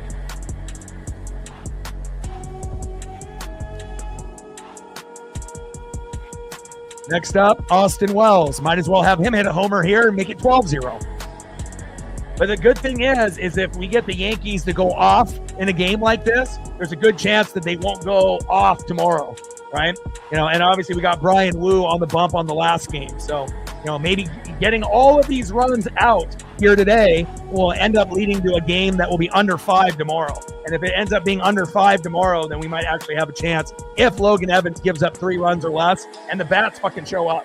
But we're not going to be able to compete if you don't get anything out of Julio, Cal, and Randy. Like, that's the heart and soul, as well as JP at the top of the order. So, every once in a while you're going to get rocked, and it happened here today.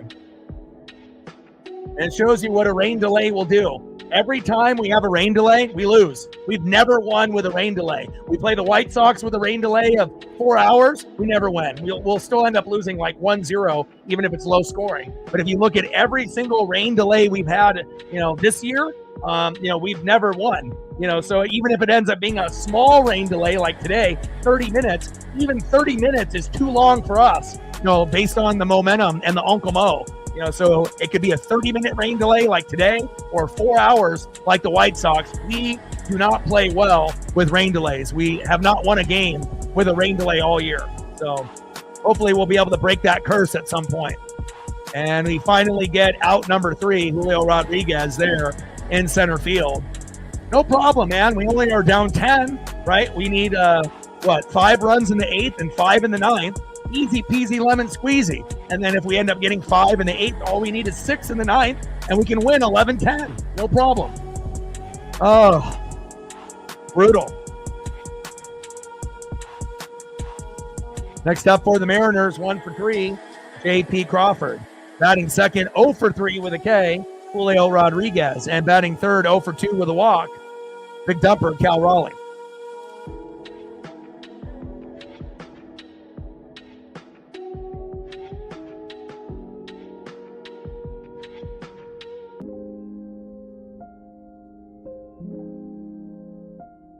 Yeah, Omar, that would be nice. That would be nice.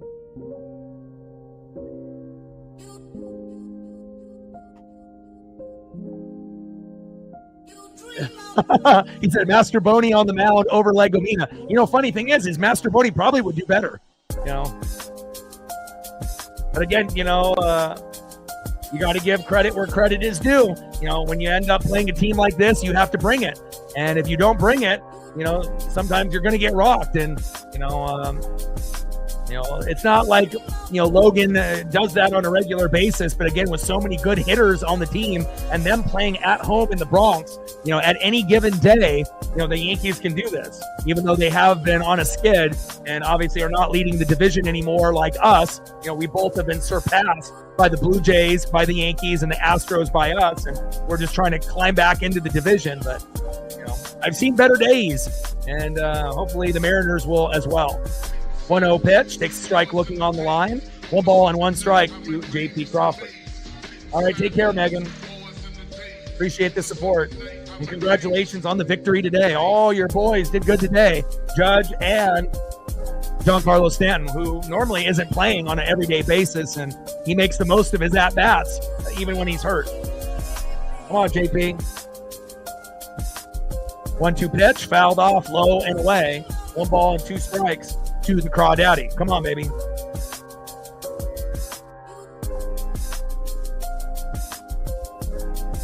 And I know the game will be more than likely more competitive tomorrow. And, if we win tomorrow, I know we can win with Woo. But if we lose tomorrow, then obviously it's a must-win with Woo. And then we got a 3-game set against the Tigers. So, this is not going to be an easy 6 games before the All-Star break.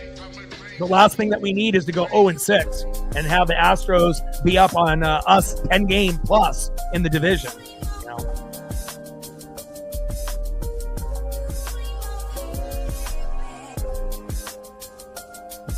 But luckily, as a Mariner fan, we've only had like 5 games all year, out of almost 100 that have been like this. It's not like we've had a bunch of games where we've gotten rocked. We've only had like 4 or 5 like this. So, 4 or 5 is almost too many. As JP gets on board, at least he's doing his job, but where's everybody else?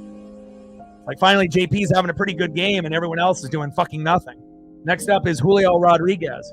And I need us to get to 2 before the game ends. Give us a little bit of life going into tomorrow. Nobody wants to lose 10-0, 15-0. Let's get to fucking 2. At the very, very least, let's get to 1. but let's try to get to 2 before the game ends, and hopefully we get a homer, before the game is up as well.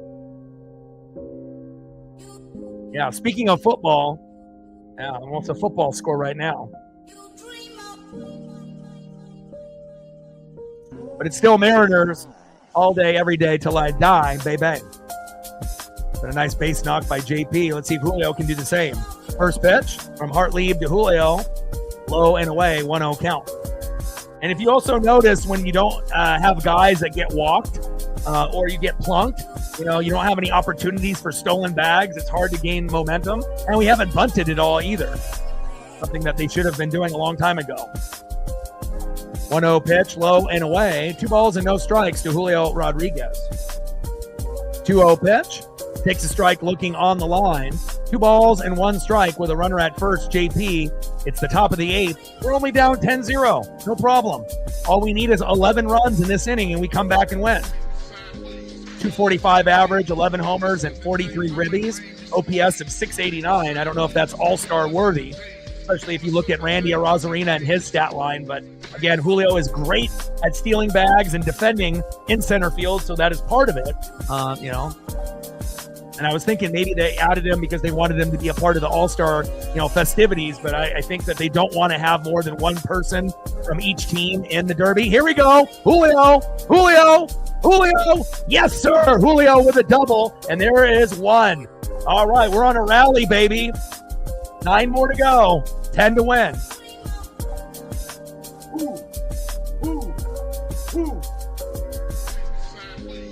There we go.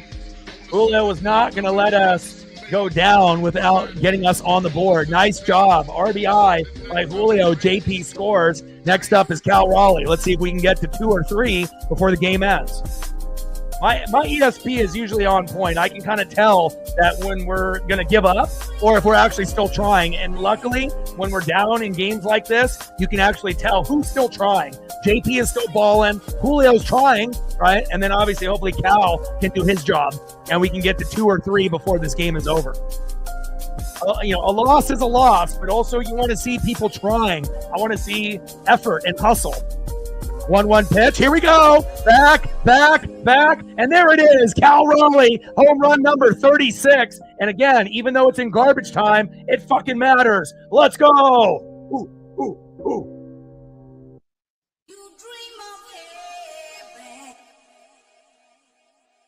Let's go.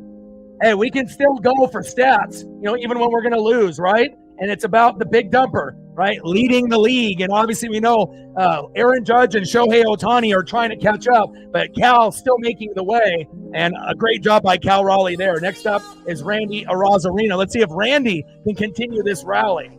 And again, it shows you with the Mariners, no matter how bad it looks, even down 10-0, in a matter of a player or two, we can make a comeback. I mean, how many people thought that we would lose 10-0 or 12-0? Probably a few people in the stream, but not me. I know that we can still come back to a certain degree, and a double-decker home run there by Cal. Beautiful. Home run number 36, baby. 0-1 pitch, low and away. 1 ball and 1 strike to Randy Arozarena. 1-1 pitch, low and at the knees. 2 balls and 1 strike from Hartlieb to Arozarena. Let's go.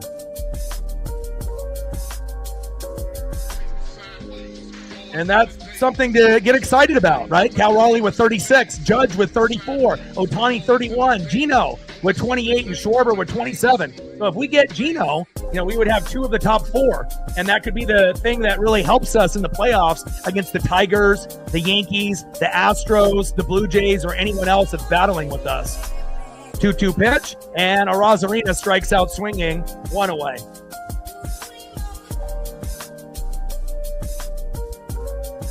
Next up for the Mariners, 0 for 2 with a base on ball and a K, Jorge Polanco. Let's go. I figured we would get to 1 or 2 before the game is up, and I was right. And nice to be able to see Cal homer late, even in garbage time. That shows effort. And again, you want those stats to pile up even if you lose. And again, us getting to 3, even if this is all we get, that's going to help us going into tomorrow with Logan Evans and Brian Wu on the following day. 1-0 pitch. outside. 2 balls and no strikes from Hartlieb to Polo. Too bad they didn't have Hartlieb come in earlier, so he could have pulled a fucking Legomina.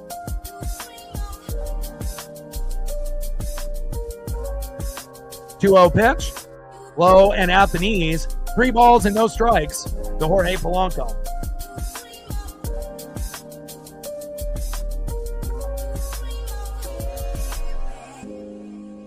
Yeah, but we weren't going to win this game anyways. I mean, the rain delay, and there's no guarantee that JP would have got the RBI single that we needed to make it, 1-0 at that point. So, or 1-1. So, but I like the effort that I'm seeing here late. And then you got Polo with a walk. And, at this pace, we might actually get to 4 or 5. And again, it's still an L, but again, it's much better than losing 10-0. And it's nice to be able to see Cal add on to the home run total. Obviously Judge is creeping. Next up is Donovan Solano. Oh my God. Let's go, Don.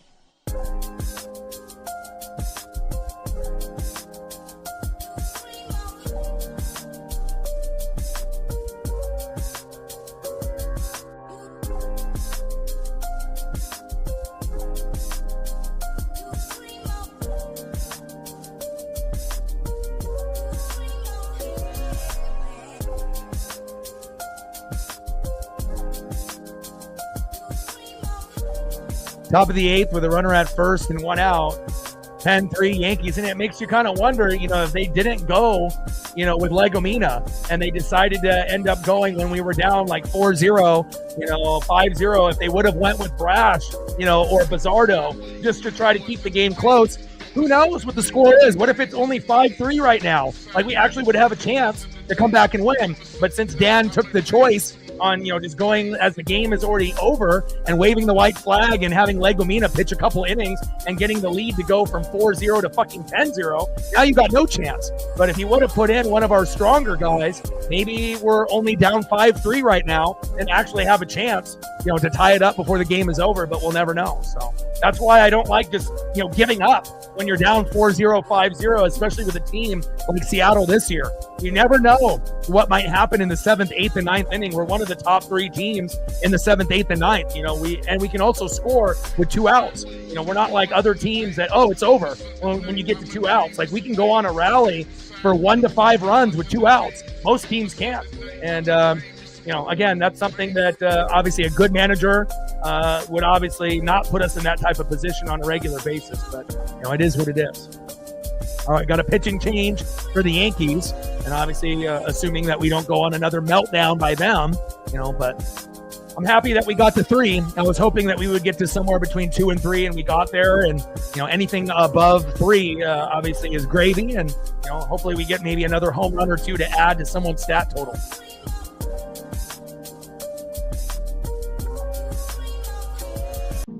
Let's go. Like, sub, donate, comment, share. If you haven't smashed that like button yet, please do. Help us get to 100 likes before the stream ends. And we're at 30 on the Dono train, 70 to go. And now Hamilton's coming in for Hartlieb. First pitch, low and at the knees to Donovan Solano.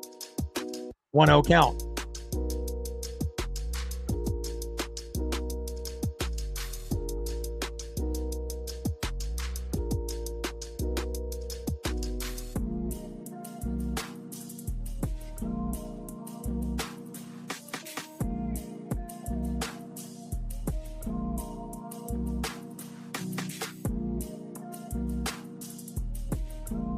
Yeah, the Yankees are going to be complaining that they gave up Jake Buhner. I mean, the Mariners have given up a lot of fucking guys that are on the Jay Buhner level, or if not better, like Adam Jones. Traded the Mariners for Ken Phelps. We won that trade.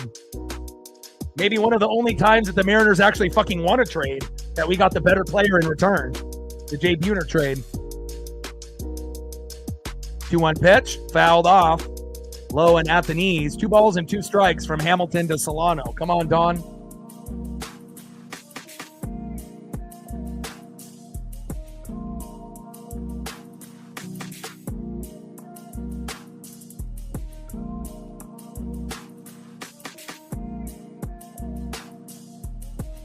Flying Monk in the building. What's good?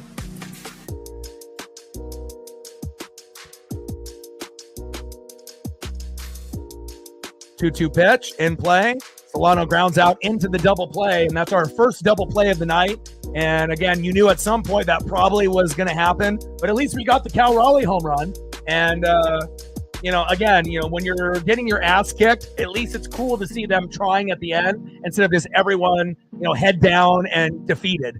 And again, we already knew going into this series that it was going to be tough. We were going to shoot for 2 for 3 in this series, 2 for 3 against the Tigers, but realistically, it might be only 1 out of 3. But again, if Evans wins tomorrow, I think we're going to win with Wu. But if we lose with Evans, then again, we have to win with Wu at that point. And obviously with the Tigers, we know how good they've been lately as well. So it definitely is not going to be easy. And we're on the road for both of the, 2 sets. So we'll see where it goes. It's going to build some toughness in our players and also a harsh reality, that you have to be able to bring it, from inning 1 to inning 9. And that rain delay did not help us out whatsoever. We're like 0 for 3 or 0 for 4 this year with rain delays. So hasn't been pretty for us. All right, let's go to the bottom of the 8th. We're at 3. That's shocking, right? Like, who actually thought we'd get to 3? Some of y'all probably thought we'd get to 1. I thought we could get to 2. Surprised that we got to 3, but I'm not going to complain. And hopefully we get maybe 1 more if possible. If we get to 5, that would be the best case scenario. But even if we end at 3, that's more than anyone anticipated. All right, see who's up next here for the Yankees.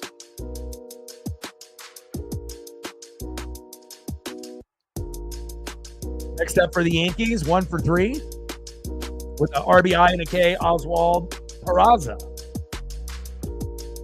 Batting second, back at the top of the order, left fielder, Jason Dominguez. And then batting third, trying to hit another home run in the game, Aaron Judge.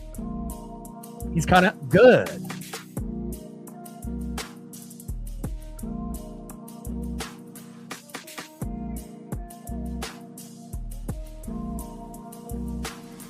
First pitch from Burgos to Peraza, low and away, 1-0 count.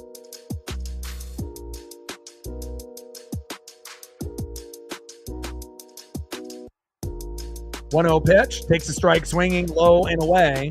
Burgos on the mound, Peraza in the box.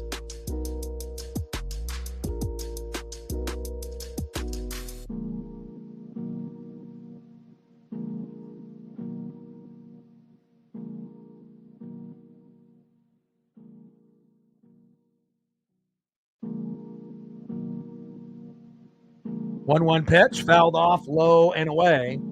Burgos on the mound, Peraza in the box.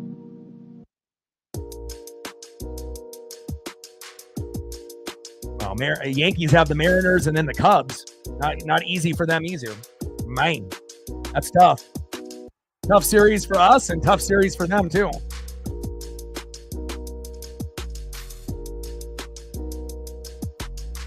Two pitch. And Peraza strikes out swinging. Nice job by Burgos there. Got him to chase, 1 away. Next up is Jason Dominguez, 0 for 4 with 2 Ks. See if we can make it 0 for 5. But I'll tell you what, I like losing 10-3 rather than 10-0. And then when you lose 10-3 and get a Cal Raleigh home run, that kind of makes up for it slightly.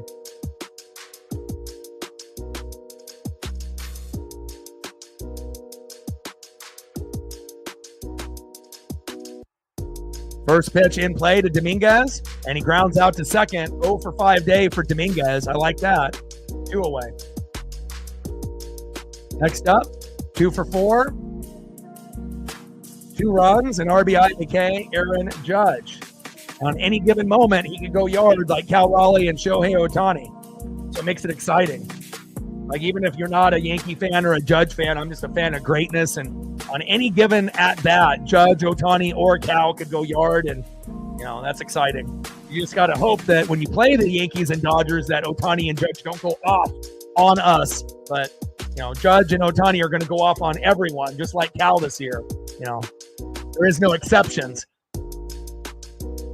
0-1 pitch, takes another strike looking right down the middle. No balls and 2 strikes to Aaron Judge. See if Burgos can get Judge to strike out. That'll be something that he could brag to his mom and dad about if he ends up getting the punch out. Otherwise, it might end up being another home run.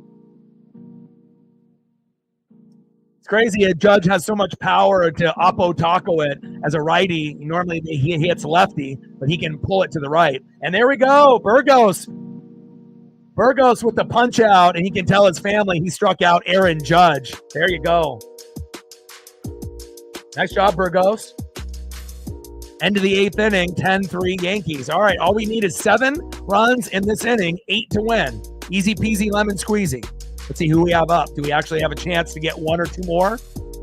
Probably not, but let's take a look. Next up for the Mariners, 0 for 1, Dylan Moore. That more than likely will be an out. And then batting second, Ben Williamson, 1 for 3. He might be able to be the guy that gets a hit.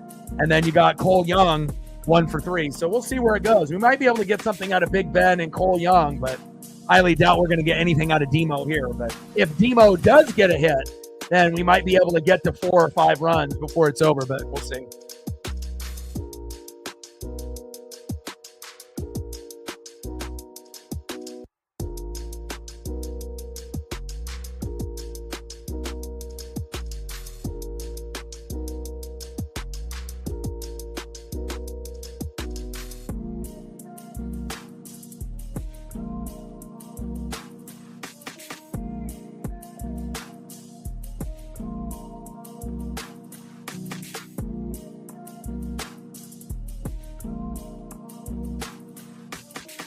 All right, last chance here for the Mariners, but it also could be very possible that they just go 1, 2, 3, game over. But at least we got to 3, and then Cal homered late. So, hopefully we'll be able to play better tomorrow. And again, 3 runs or less for Logan Evans.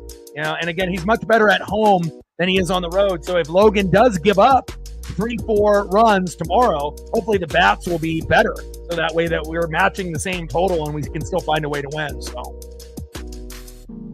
But scoring 3 against the Yankees ain't going to get it done. Even if we score 5, sometimes it's not going to be enough on the Yankees. So especially in the Bronx on the road. So, all right, Dylan Moore. I mean, hell, last time I saw you live, you hit a home run and got off the schneid, but you're like 0 for a billion prior to that point. And I don't think we have a whole lot of trust in you. So we'll see what we get here. First pitch to Demo, takes a strike, looking right down the middle, 0-1 count. And Demo is going to be like Julio. He's going to get into 0-2 count faster than anybody. 0-1 pitch, fouled off, just like Julio. Into the count, no balls and 2 strikes. And, normally we're a pretty good 2-out team. But, when you got guys like Julio and Demo with no balls and 2 strikes, 90% of the time that's going to lead to an out. It's not going to be pretty, especially lately for Demo. Julio can still get hits on an 0-2. Demo, that might be another question and another answer. 0-2 pitch, fouled off, inside, no balls and 2 strikes with nobody on and no out. 10-3 Yankee lead. Scott Efros with an ERA of 6 in the game, but that might not matter here.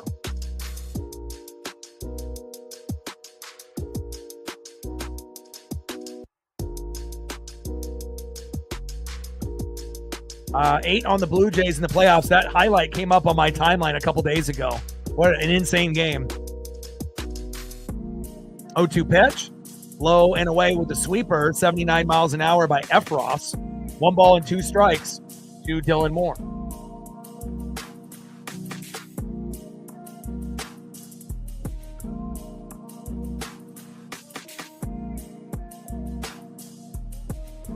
One-two pitch, fouled off right down the middle. 1 ball and 2 strikes to Demo Dylan Moore.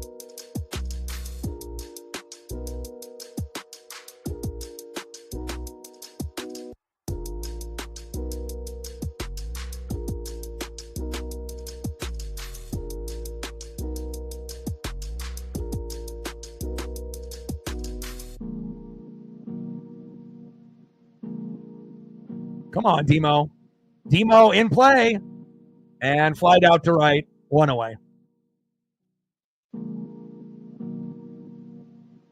Next up, 1 for 3, Ben Williamson. On deck, Cole Young, 1 for 3. All right, Ben.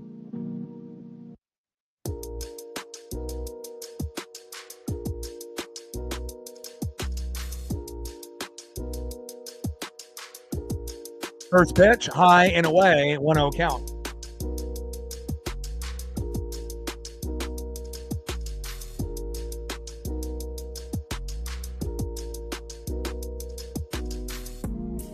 One 0 pitch, fouled off, 1 ball and 1 strike to Ben Williamson. Let's go B-Dubs. Let's go Big Ben.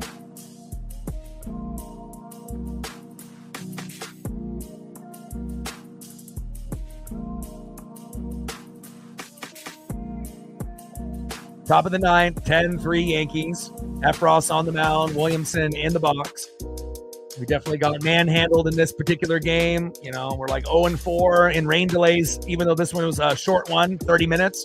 But it was right in between that JP at bat, like worst time ever to call the game. It's like they almost did it on purpose because they felt like that momentum was shifting. I mean, we were down 1-0. We had runners at first and third with a 2-1 count to JP. And it's not like he didn't have a hit prior to that. He did. So there was a very good chance that we could have gotten an RBI single to tie it. And who knows, how the pitching strategy goes from that point forward. But, maybe at that point, if we go tie it up 1-1, maybe Logan doesn't give up that big bomb to Giancarlo, and maybe the game is a little bit different. But you got to give Yankees credit. They earned this one. 2-2 pitch, and Williamson strikes out swinging. 2 away. All right, Cole Young, you're our last hope here. Let's see if Cole can get a single to keep it going. And hopefully it'll be a little bit better with Logan Evans. I know we're going to bring it with Brian Wu. Top of the ninth, 10-3 New York. First pitch, high and inside, 1-0 count. Ian in the building. What's good?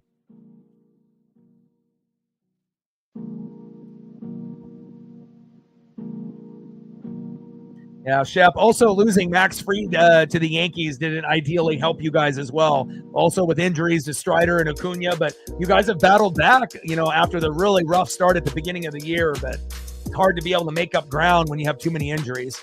We felt that here in Seattle as well. 1-0 pitch, fouled off low and away. Like if we had Victor Robles, just Victor Robles still playing, who knows how many more wins we have at this point. Maybe 3-4 more wins, maybe 5, who knows. 1-1 pitch, low and away with the changeup. 2 balls and 1 strike from Efros to Young.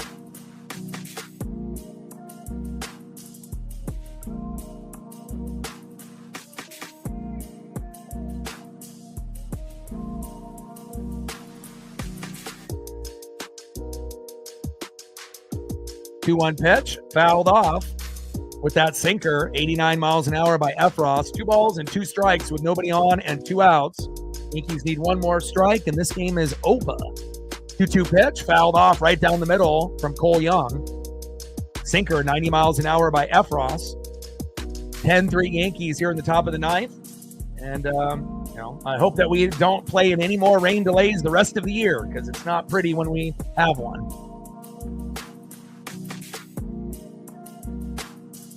Come on, Young. Let's see if we can get a single here. 2-2 pitch. He's grinding this at-bat out. Fouls that one off, low and away. 2 balls and 2 strikes from Efros to Young.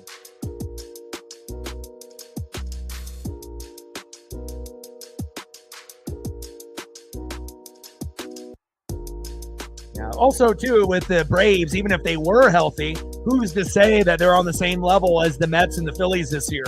Obviously the division is pretty crowded. Just like with the Dodgers, Padres, and the Giants, But then if you guys weren't injured, you would be just like that division. 3 teams, right there neck and neck with each other. More than likely. Top of the ninth, 10-3 Yankees. 2 balls, 2 strikes, nobody on, 2 outs. And they need 1 more strike for this to be able to be game over.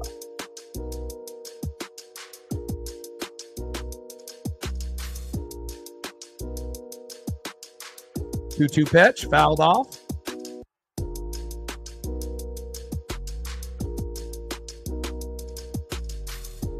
Three-two pitch, and that is a walk. Wow. Didn't think Cole Young would get on with a walk, but here we are. Next up is J.P. Crawford. He hasn't homered since Father's Day. He hits a homer here, and it's 10-5. That would be big. Let's go, J.P. 2 for 4 day. Like, sub, donate, comment, share. If you haven't smashed that like button yet, please do. Help us get to 70 likes before the stream ends.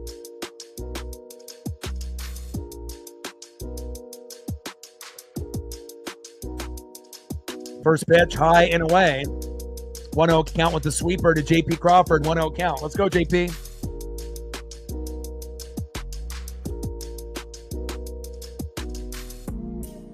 Pitch, takes a strike swinging right down the middle. 1 ball and 1 strike to JP Crawford. And fielder's interference, Young to second. We gained another sub, 46 to go to 21,000. And we've been doing pretty well. We've been gaining about 5 to 15 subs every day. So even with an obliteration to the Seattle Mariners here, but we're still trying to grind it out. 1-1 pitch, low and at the knees. 2 balls and 1 strike with a runner at second. Cole Young with 2 outs. Come on, JP. 287 average, 6 homers, 31 ribbies, OPS of 766. It's in play.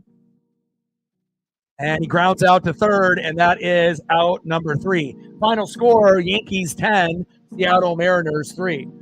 Rough one, but at least we saw a big dumper homer. And again, when things are going bad, it easily could have been 10-0. So for us to get it to 10-3, I feel good about that. And then we got Logan Evans on the mound tomorrow, and then Brian Wu. So congratulations to the Yankees for winning game 1. Obviously, the rain delay was not ideal, and hopefully we play a little bit more competitive tomorrow with Logan Evans as well as Brian Wu.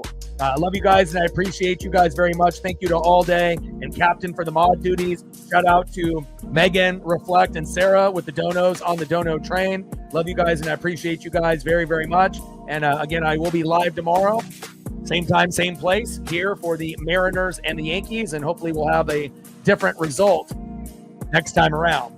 Love you guys, and I appreciate you guys very much, Shep. Great to be able to see you, obviously, and hopefully things will slowly get a little bit better. Come through and hang out when you have a chance. We miss you. And I got one question for you. Who talk sports like us? Your boy Ryan, Northwest Sports Fanatics. Final score, Yankees 10, Mariners 3. Right ends up, and I'm out. Gang.